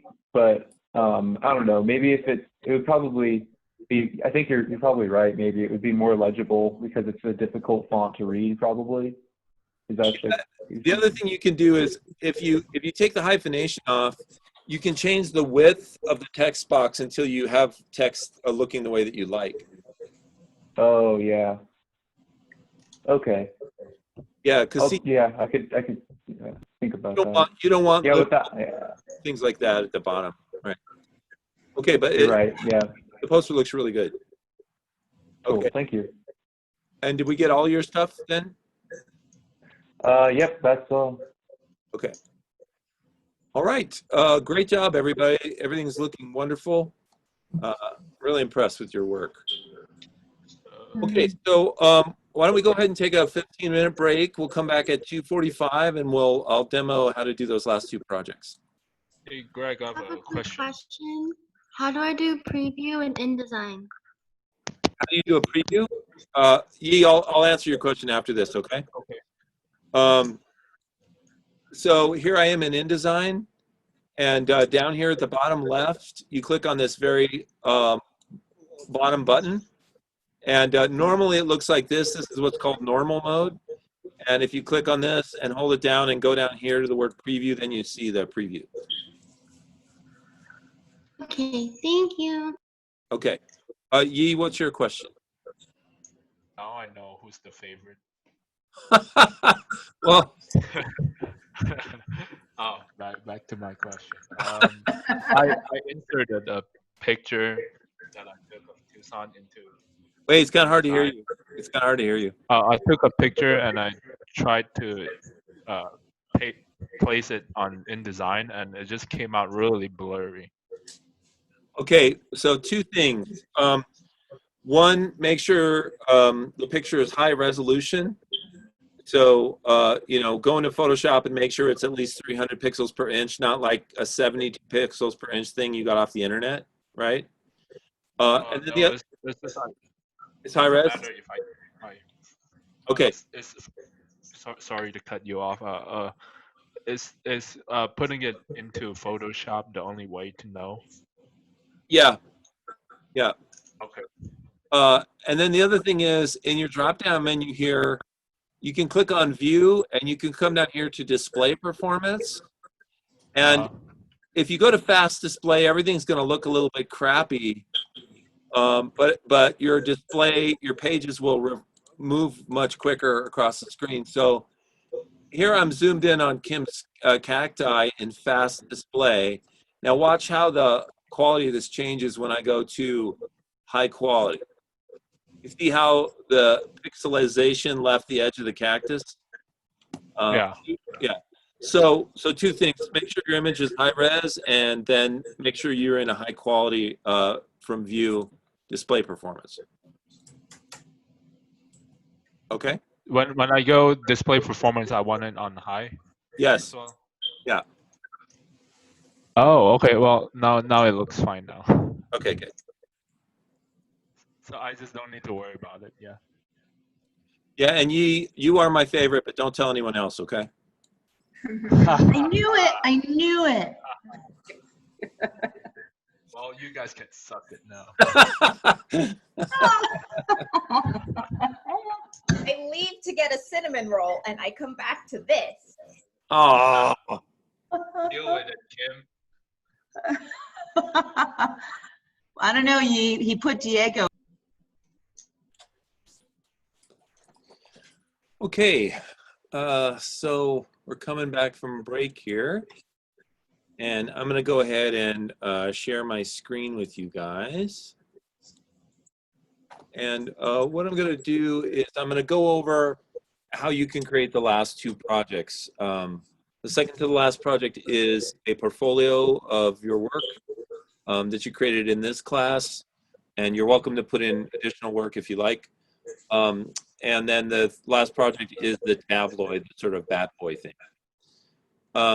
Okay, so let me start out with the portfolio, and then we'll go on to talking about the tabloid. So what I'm going to do is I'm going to go into InDesign, and you know, if I were doing this project myself, I had been taking the class, I would look, and you know, there's approximately there's 30 projects in the class, one of which is the portfolio project, which comes before the last project. So this one's number 29, which would mean theoretically you'd have 28 pieces of work you could put in here. So now, of course, I'm not going to go through and count. If you don't have exactly 28, that's fine. In fact, for your portfolio, you may choose to put in certain work and not put in other work. If there's work that you're just not really fond of, you know, you can always put in your best pieces if you like. But let's just say, for the sake of argument, that I was happy with 20 of my 28 projects, right? So I would go into InDesign, I could go File, New, and then Document. And then I could say here that I want to make a project with 20 pages, right? I'm going to leave the default orientation, and I'm going to leave this check mark facing pages because that makes the double page spreads. Now, I'm getting a little bit of noise on some people's microphones, so just to quiet that down a little bit, I'm just going to hit mute all. But if you have a question, you can unmute yourself, okay? Okay, there we go. So Okay, so here we go. I'm going to go into InDesign. I'm going to create just a generic document. I'm going to click on print and just choose, letter size. I'm going to go to pages and I'm going to put in like 20. I'm going to leave facing pages and then I'm going to hit create. Now, of course, when you do this, the first page is always going to be by itself. And then the second, the pages in the middle of the document will all be together. And then if you have the right amount of pages, the very last page will be off by itself as well. And this is just the way a book would print, where this would be the back cover and this would be the front cover, right? Now, I've said in my post on the website today that you don't have to invent a front cover or a back cover for this. At a minimum, you could just put your work in and maybe just put a title for it, just tell what piece of work it is. But if you want, you're more than welcome to have fun with this. You could put a front cover on, you could put in little pieces of text where you talk about your process. That's a lot of work, but if you're inspired to do that, you're welcome to. Anyway, let me show you, I'm just gonna show you as an example how I get two pieces of work in here from two different programs, Photoshop and Illustrator, right? So let's go over to Photoshop. And inside of Photoshop, I have just this generic template of a flyer, which I downloaded off of vecteezy.com. And, I'm just pretending that this is a piece of work that I had done, right?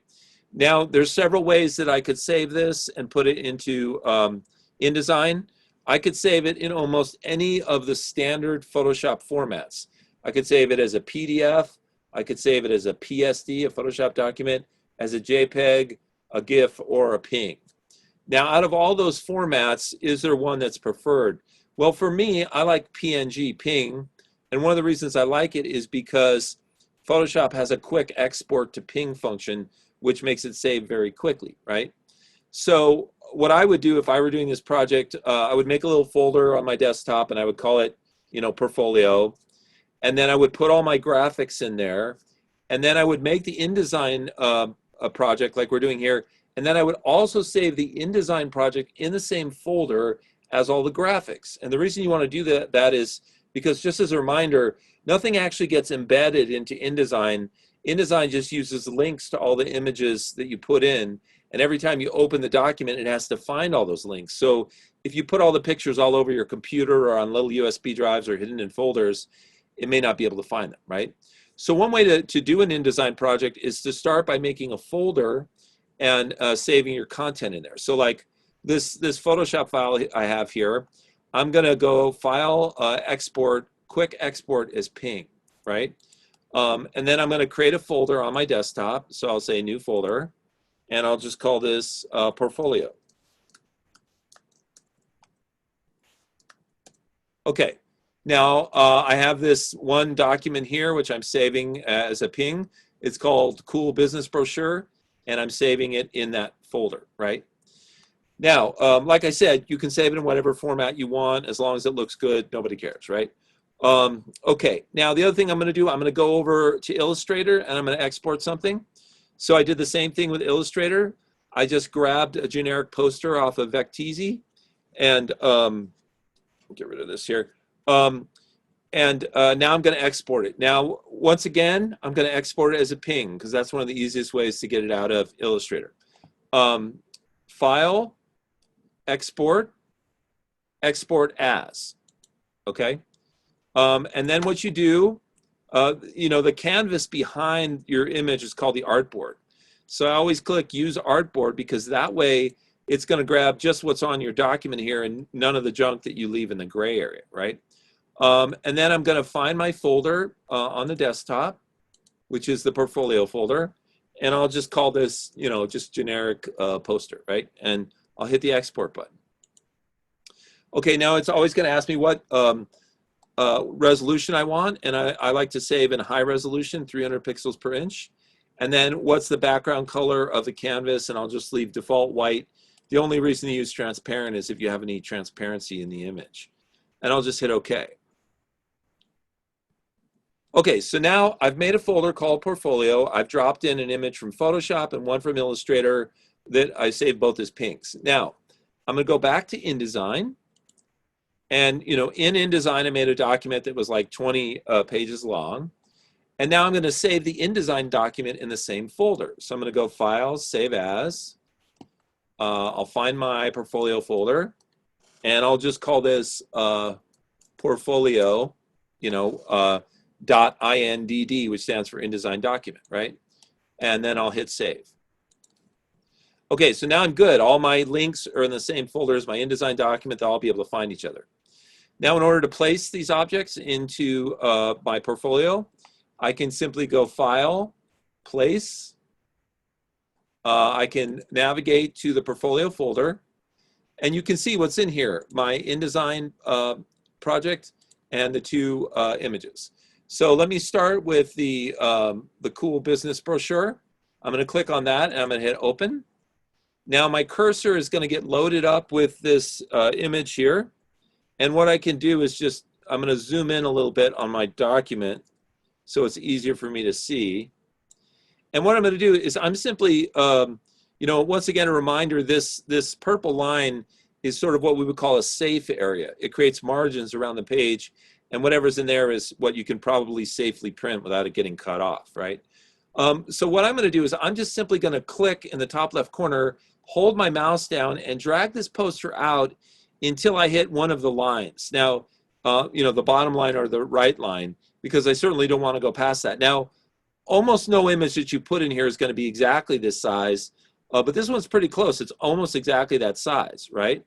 And it's a little small on this end, so I can hit my arrow keys on my keyboard and just tap it over to the right to make sure that it's centered. Now there's my image. Now, one of the problems with this is I didn't really leave myself any room to put a title in here. So what I might do is I might decide to make each picture a little smaller so I can put some information about it. So what I could do is hold down my Control key and my Shift key, grab the corner handle of this and just drag it in a little bit, okay? So I've got something that's, where I still have room at the bottom. And then I'm just gonna kind of visually center it, right? If I wanted to, I could grab a guideline from here and drag it out to whatever, 50% of this page is. And I can see from looking at my ruler that it's doing the ruler in picas and points, which is useless. So I'm going to go to Preferences, let's see, Units and Increments, and change them both to inches, horizontal and vertical, and hit OK. All right, so now I see 8.5, which makes sense to me. So I can click on my ruler, and I can go to 4 1/4 and put in a guideline, and now I can center that little image on the page, right? Now, if I want to create some text down here, I can just click on my type tool. I, of course, have to choose a text color. So, I can go ahead and just click and drag out my text box, and it's going to automatically go into black right here. And I can say, and you can name these whatever you want. I could call this, Project 12 Illustrator, brochure.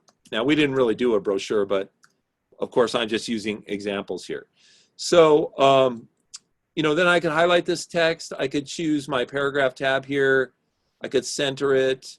I can go into my character tab here and choose a different font, maybe Arial Black.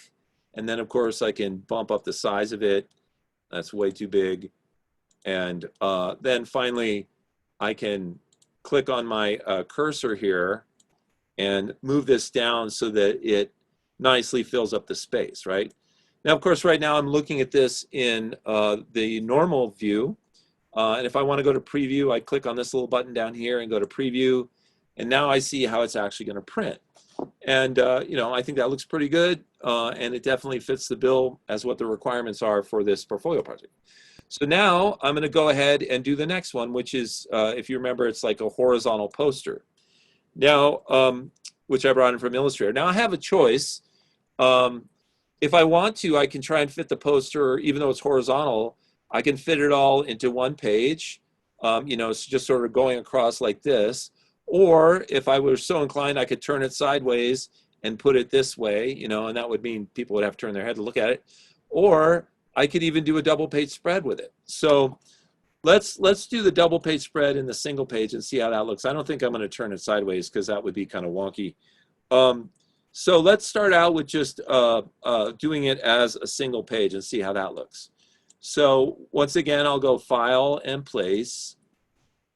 This time I'll click on the one called Poster and hit Open. Once again, it loads up my, my cursor with the image, and all I have to do is click and hold my mouse down and drag out the box until it hits the edge of the margin here. And now there's my poster, right? And I can move this up, you know, a nice amount. And if I like that, I can use it. Now, I can go back to my previous page. I can do that by clicking on this arrow down at the bottom. This will take me back a page. And I could click on this text block here and simply copy it. Edit, copy, right? Now I can use these arrows down here to go forward to the next page. And I can say edit, paste, and it will paste that text in. And I can drag it down here. And now I can say, you know, project 13. Well, of course, we only had 10 projects per, but Illustrator, and I'll just say poster, right? Okay, so, all right, so that's it on a single page. Let's see what it would look like over 2 pages. And of course, if this were printed, that would mean that there would be some sort of a fold in the middle. But I can move this up, hold down my Control and my Shift key, grab the corner here, and drag this thing out. And I can already see that, you know, it's going to be too big like that. So I could maybe drag it down some. And you can see that, you know, I'm not going to get, I'll get some benefit by having it be like that. But maybe it's not as much as I had hoped, because the picture has to still be fairly small just so I can get my text in. So, you know, when I look at when I look at those different options, I prefer this one. And now I've made the decision that I'm going to put everything on a single page, even if it's horizontal, just because I think that's going to work better, right? Okay, now a couple other things. You remember that on the previous page that what I did was I put this center line down the middle to help me center it. Well, there's something inside of InDesign called master pages.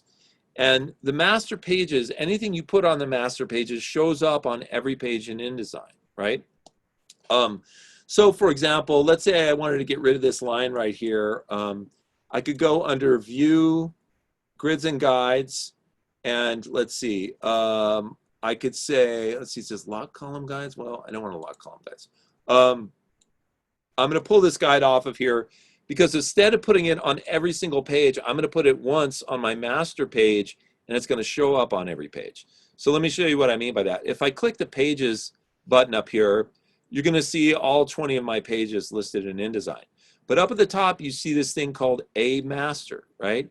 Now, if I double click on this icon, it opens up this weird couple of pages that aren't really doing anything. They're not really in the document, but what they are, they're a template for every page that you make. So in this, if I go in here and grab my ruler and say, okay, I'm going to go over here to 4 1/4, which is of course half of 8 1/2, and put in a guideline. And I'm going to go over here. Now this one's a little harder. I'm going to grab this little X in the corner, and that's my ruler, and I'm going to drag it over here to the center line and let go. This little cross X here.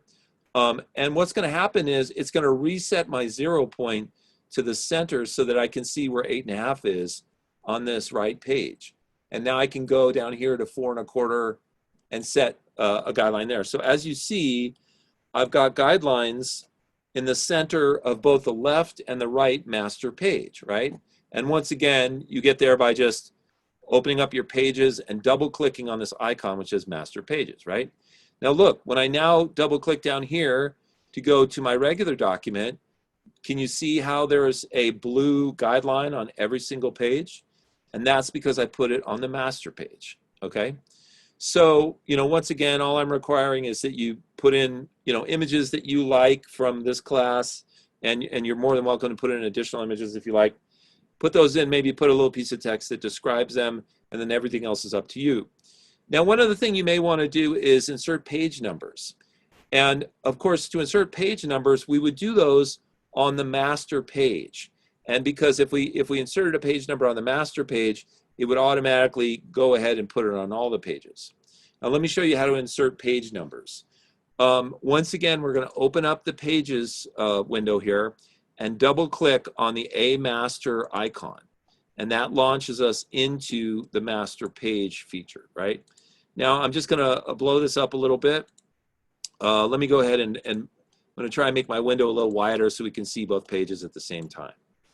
Okay, so now to insert page numbers, you're going to have to insert a little tiny icon on both pages, right? And what it is, it's called a special character. And what it does is it simply auto numbers the pages, right? So what I'll do is I'll click on my type tool here, and down in the bottom left, and you can decide where you want your page numbers on each page.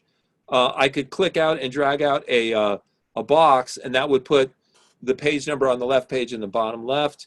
I could drag out a box in the bottom right, and that would put the page number on the right pages in the bottom right. Or maybe I'll just do this.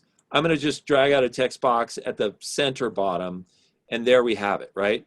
Now, what we have to do is we have to insert a special character, which means put a page number here.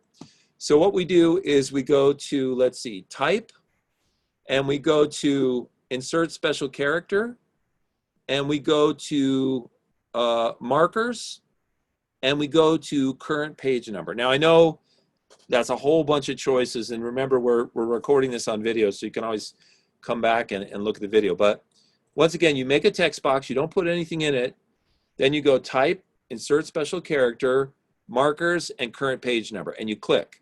Now this is going to seem really weird, but all it does is put in the letter A. But that letter A is actually a code which tells InDesign, grab whatever page number this should be and put it in there. Now, you can still format the special character. I can highlight it, I can open up paragraph, and I can center it, right? And then, of course, I can make my text box a little smaller and use my arrow keys on my keyboard to bring this down to the bottom of the page, right? Now, the other thing I can do, since this is a special character with a page number on it, I can copy it, because remember, we're just on the left page here. And then I can go over to the right page, and I can zoom in to where, you know, the bottom of this, and I can do edit paste. And then I can grab this little, you know, letter A thing and just put it in the center bottom of my page.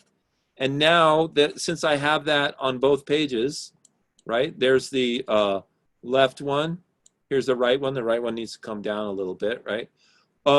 Now it will auto number all my pages, okay? And remember, we're on the master page template here doing this, right? So now, once again, if I open up my pages, you know, this is how you get to the master template. And this is also how you can get to your regular pages. I just go double click on page number one, number A, or letter A, I should say. And I zoom in here, and sure enough, there's a number 1 down there. I don't know if you guys can see it very well. I'll turn my guidelines off. There's the number 1, right? So now if I go down here to my second page where I put that poster, there's the number 2. So see, it's just auto numbering all the pages for you. And so once again, if I look at my preview, this is what it's going to look like. The picture, the caption, and then the number, right? Okay, so now if you create a portfolio project and you're like, oh, I only made 20 pages and I need to insert a new page, right? I have one more project that I forgot. In your pages window here, you can click on the drop-down button and you can say insert page. All you have to do is tell it where you want it. And so I'm going to put a new page at the end here. So I want to say insert one page after page 20. And then hit OK, and then now we're at page 21, right? We have 21 pages, right? But you could just as easily insert a page after page 11. You just click on page 11 and you say insert page, and you say insert one page after page 11, and boom, it puts one in there, right? You can also delete pages. You can simply click on a page and drag it down to this trash can here, and it will get rid of it, right? So you have lots and lots of options with InDesign. InDesign is a great layout program. It's great for making multi-page documents. Illustrator and Photoshop are more fun and they're more intuitive, but InDesign really holds up its end when it comes to this type of work. Okay, let me pause there for any questions. Does anybody have any, and remember to unmute yourselves. Yes, I do. Yeah. Okay, so that's just what we have to do. Every page needs to have a. Now that's my another question. But what do we need to put? So, like for example, are we gonna put the things we walk in this class? Yeah. So the idea would be go ahead and grab the work that's in your folders that you've done for this class, and just put a different project on every page, right? And then maybe at the bottom put in a piece of text that says, you know, what project it was. And then it's kind of nice for you because you have a portfolio of all your work, you know, that you've done. Now I'm also giving you permission, if there's some work that you've done that you're not particularly proud of, or you don't think it fits as well, you can leave that out. It's just a little portfolio of your work.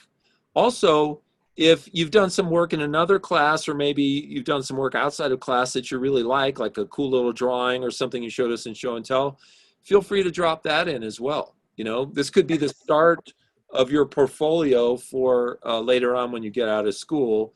You know, obviously you'll replace less strong work with more strong work over the years, but at least it's just kind of a starter portfolio to get you started on the process. Thank you. I have a question. Yeah. Well, because, and this is really funny to me, because when I read the directions initially before you did the instruction, I literally thought you wanted everything on one 8.5 by 11. Oh. So it was hilarious. So I was like, okay, you must want like little thumbnails. Okay. You know, I was Yeah. cracking up. Yeah. I can understand how you would get that impression from the way I Oh read. God, it was so funny. But on the other hand, now that you mentioned the work that maybe we don't like that much, maybe we could just do a page with some little shrunken versions just to throw them in there for memory lane or something. Yeah, But I mean, it's entirely up to you. Whatever floats your boat, you know, whatever your creativity dictates, you're welcome to do. okay, yeah, I'm so glad we don't have to fit them all on one page. I was like, this is like a puzzle. Yeah. So, and I'm hoping this particular project won't be hard or as hard as the other ones, because you're literally just placing in work that you've already done and giving it a name. So, Yeah. you know, hopefully that'll be fun for you guys. Well, and I found it interesting, and I don't know about the rest of you guys, but even though I tried to be organized, this is a lesson in keep up on being organized, because, you know, if you don't have everything in an easy to find place. Yeah, and you know, you could do something like, okay, see, you can see how I've done this already, and I'm pretending that these are 2 Illustrator projects, right? What I could do is I could say, okay, you know what I want to do? I want to go in here and I want to add a new page before page 1, right? So I'm going to go insert pages, and this time I'm going to say add one before page 1, and it's going to put a blank page there. And what I could do is, you know, once again, I'm a big fan of copying and pasting stuff because it speeds things up. I'm going to grab this text right here, and I'm going to copy it. I'm going to go up to page 1, and I'll just say edit, paste in place, and I'll move it up here. And then maybe what I want to do in my portfolio is maybe I want to have like a page as Illustrator, you know? That's what I was trying to do. Yeah. Yeah, and so now let me tell you guys one more thing, and for those of you who are sort of anal retentive, which a lot of designers are, including myself, you might decide to do something like this. You might say, okay, this is like a section break, you know? This is like a page which tells me what's going to be on the other pages, and it really bothers me that like there's a page number down there, you know? I really just want the page numbers on the actual pages. Now, there's an easy way to get rid of a page number. Or just one page number on a particular page, but leave all the rest of them. And the way that you do that is you open up your page icons, right? And remember that we had this A master, which is the template where we did several things, and we put in the guidelines and we put in the page numbers, right? And that A master template has been applied to every page. And if you look carefully, you can see that the letter A is on every page, right? And what that means by default is you can make more master templates. You can make a master template called B that has certain layout elements on it, like icons or logos. And then you could apply the B template to certain pages and the A template to other pages, right? Now, something else you can do is you can apply no template to a page, right? And that's what this little word none and this little icon here mean, right? If you grab this little page icon and you drag it down on top of a page, it will strip that page of all of its template. Oh, wow. So, for example, see how there's a little letter A on page 1, right? If I click on the none icon and hold my mouse down and drag that on top of page 1, the A disappears and so does the number. So what I'm saying is no master template for this page, right? And so, you know, then I go down for, you know, I show a bunch of work, and then I decide that this page right here is going to be the page that's going to be where Photoshop starts. So I type Photoshop, you know, I put it in the same font and all that kind of stuff. Let's see, Arial Black. I think it was like 24 point. And I want to center it, so I open up paragraph, right? Okay, so now, what's that? Well, before you go, after this, because I don't want to forget, will you show us how to do the B template? That was interesting also. Yeah, sure. Okay, so now I've got a new section here that I'm starting Photoshop, and once again, I don't want a page number on it. So I open up my pages, and you can see that the double page spread I'm currently working on, which is pages 8 and 9, is highlighted, right? Now I happen to be on page 9, which is the right-hand page. So if I grab this none template, or this none icon, and just drag it onto page 9, then the page number disappears on 9, but you can see it's still over there on 8, because it still has the A template, right?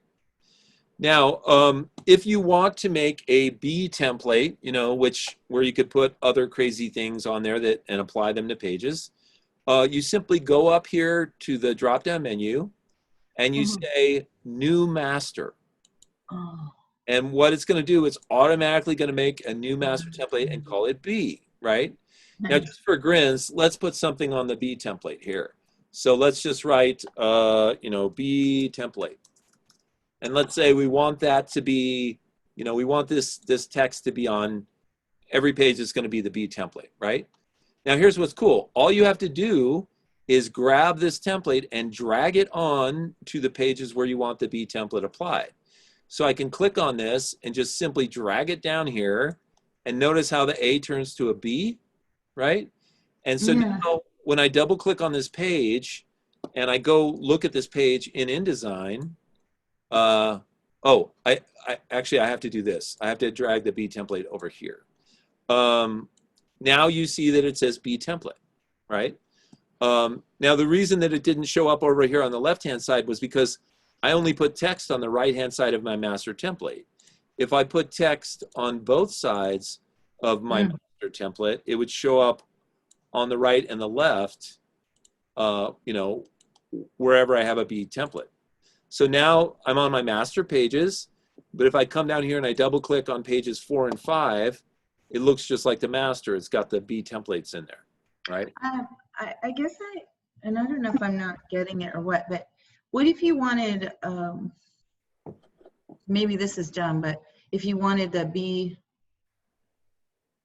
I don't know, maybe it was another special character or something to carry through on all the levels, you would just put that on the A? Because B you're just doing on some selected pages, I guess. Yeah, well, so it's completely up to you how you want to do this. And this is getting into more advanced stuff. But theoretically, let's say you were doing a magazine that had a cooking section and a shopping section and a new trend section, right? You could conceivably have an A, B, and C template that would apply to all the pages for those different sections, right? Yeah. And so all you would do is, you know, put whatever junk you need on your master templates and just literally drag them down on top of the pages you wanted to apply them to. Okay. Okay. All right. So I have a question as well. Yes. Sorry. So I tried following along and inserting the wow, that's getting like a weird feedback from myself. It's kind of strange. But I tried following along and inserting the page numbers, but you know, going to type and insert special character, marker, and then current page number. Uh-huh. But after I inserted them on the master page, or it didn't redistribute them to all the other pages for some reason. Is there something else that I need to do? Well, now can you open up your pages window here, like me? Yeah. Do all your pages It's have open. a letter A on them? Yeah. Okay. So why don't we go through it one more time? Okay. Thank you. Okay. So what we're going to do is double click on the A master icon here in your pages thing, right? Mm-hmm. Now what we'll do, we'll put the page numbers at the top just for grins, right? Just to put them in a different location. So, so now you're on your A master pages, right? Go type, insert special character, markers. Oops. Oh, I'm sorry. My mistake. First, you have to click on your type tool. Okay. And then go ahead and make a text box up here at the top. Okay. Okay. Now go to type, insert special characters, markers, and then current page number. All right. Okay. Now, did it put a little A in there? Mine put a 2. That tells me that you're not in the A master. Are you? I am though. Both of the. Do I just have to have one of those pages selected on that double page spread thing in the A master? It's okay if you have both of them selected. Yeah, I have them both selected, and they both. Yeah, that's just what happened for some reason. Okay.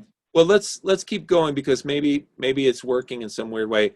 So now what I want you to do is click on your black arrow tool and make sure that A box is selected.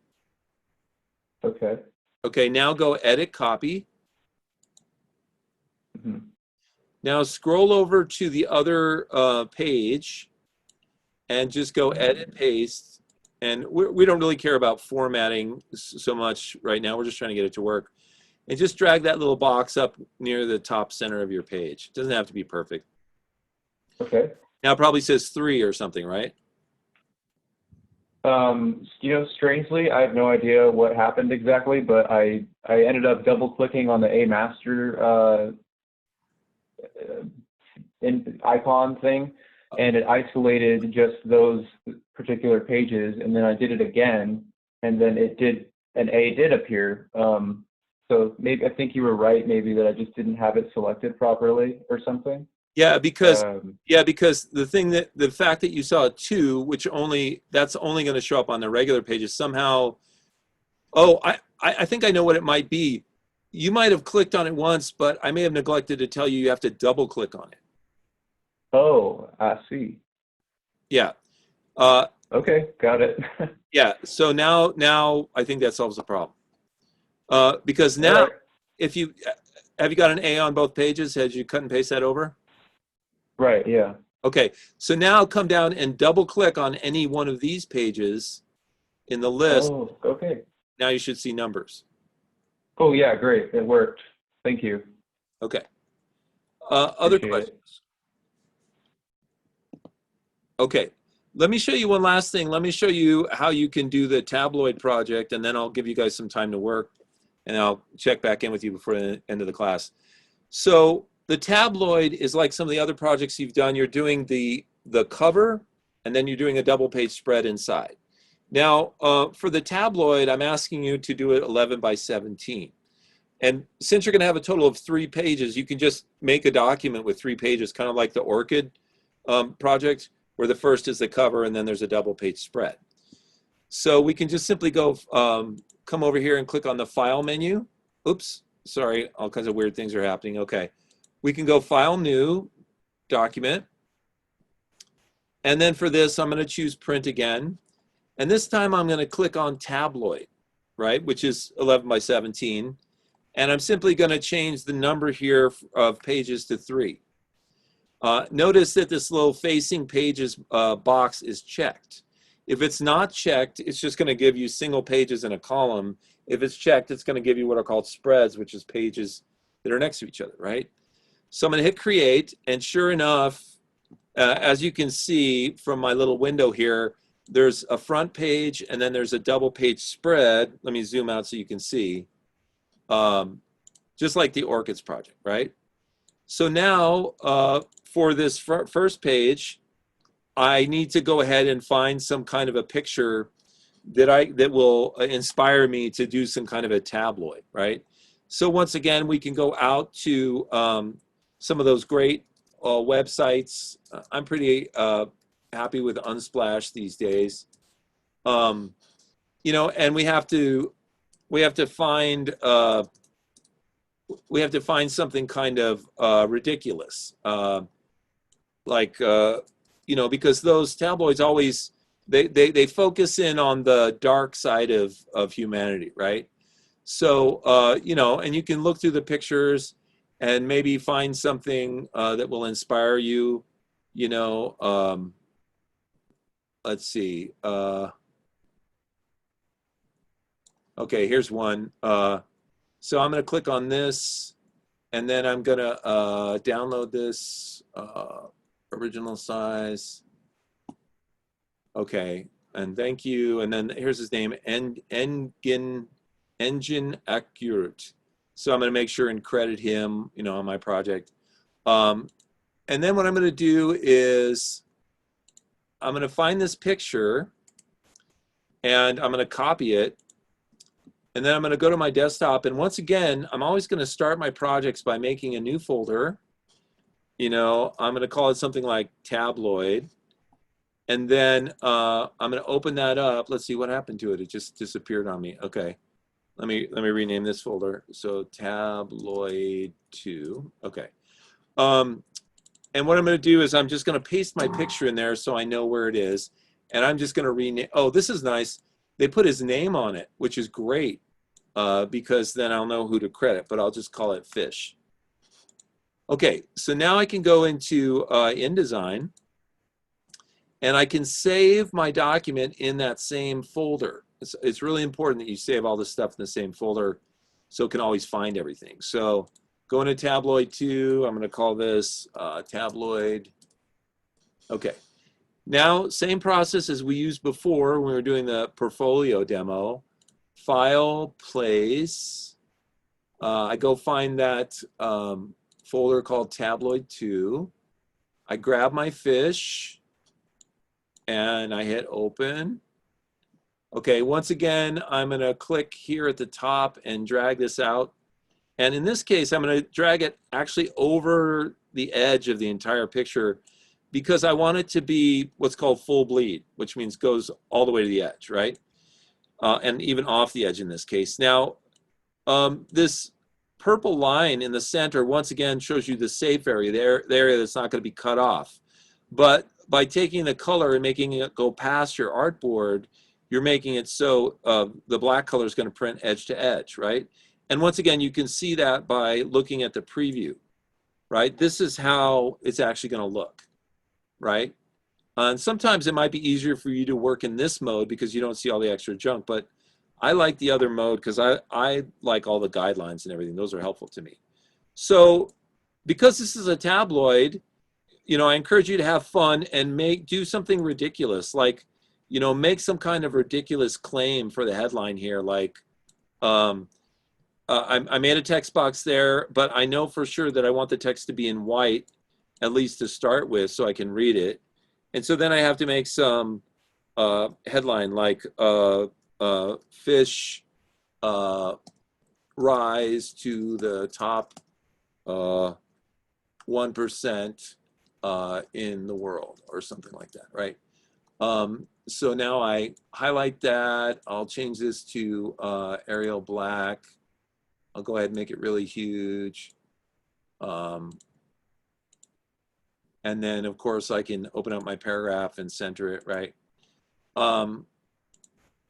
Okay, fish rise to the top 1% in the world. And then I might want to have a separate little, almost like a subhead, but I'm putting it over here. You know, sort of further explaining that they are enjoying the benefits of being rich. Okay, so once again, I can do all the same stuff. Arial black, make it a little bigger. I can get rid of my hyphenation by opening up the paragraph window and unchecking hyphenate. I can center this, and then, you know, so on and so forth. And then once again, I can check this at any point to see how it's looking, right? And so this is what I'm talking about. Find a picture that's super fun and weird, make some ridiculous claim, you know, like a tabloid would at the top, and then, you know, go ahead and for the double page spread, make it seem like it's the actual article, you know, so you could put that, you could repeat the headline over here, you could put in some blocks of text, some lorem ipsum text, you could put in some pictures using the text wrap. I'll just go ahead and demo that real quick. So, you know, if I'm going to go back to normal, and I'm going to say, okay, I know there's going to be a headline up here, so I'm just going to write, the word headline just as a placeholder, and make that really big and center it. Okay, so that's going to be up there. But then over here, I'm going to have a bunch of what we would call body copy, right? Which is just text, which is the story itself, right? And then I got to put some lorem ipsum text in there, right? Now, if you're ever in need of lorem ipsum text, I may have shown you this before, but you can go to this website, lipsum.com. It's an abbreviation of lorem ipsum. And all you have to do is scroll down here and click generate lorem ipsum, and it will just give you a big page of it, right? And then you can just highlight that junk, copy it, go over to InDesign and simply paste that stuff in. And so now you have a bunch of lorem ipsum text, and you know, you can fill up your page with it if you need to. Okay, but then, you know, the other thing that I'm going to want to do, since this is going to be like a little article, is I'm going to want to put little pictures in here and use my text wrap to wrap the text around them, right? So I'm just gonna grab this picture of this lady here. Let's see, save image as. Let's see, I'm gonna go to tabloid 2. That is a fine name for the picture, not JPEG unless it's a ping. Okay, use ping. All right, so I'm just grabbing a picture to have something to use, but normally I would go out and get more pictures of fish or something like that. But now I'm gonna do place and grab this weird picture. Oh, I guess it's the whole ad, right? And I'm just gonna come over here and I'm gonna place this here. Like this is one of the, not that it would be an ad, but that it would be a picture for the story, right? Now, if I wanted to crop out this junk at the bottom, the nice thing about InDesign is I can grab this bottom handle here and I can simply drag this line up and it will crop all that stuff out, right? I can crop out the title and just have my picture, right? And if I want to, I can make this bigger, hold down my Command and Shift, grab this and move the whole thing like this. So let's just pretend that this woman was part of the story in the mask, right? So I can put her there. Now, a couple of design things here. When you have a person or an animal looking off the page, it's less interesting than if they look back onto the page, because once again, it diverts the viewer's eye back to your content. So I might want to take her and flip her so she's looking at the article.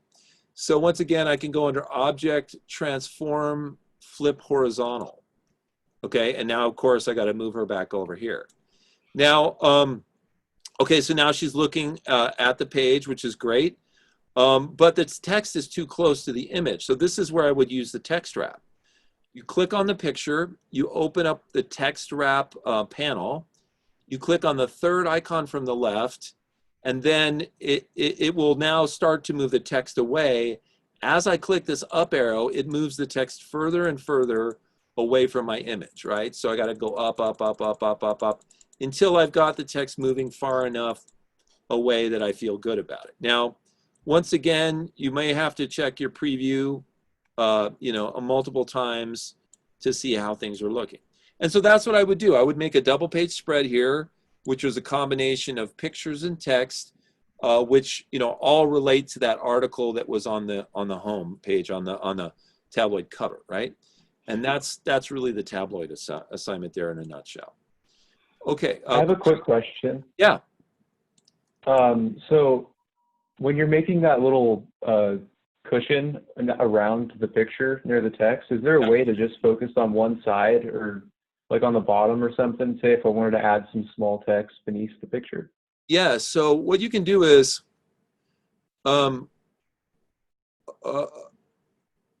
let's see. So you have these things called wrap options, right? And you see how it says wrap both right and left sides? Well, you could choose so that it was doing it just on the right side, or so that it was doing it just on the left side, right? Okay. And you can also, I don't know when they changed this, but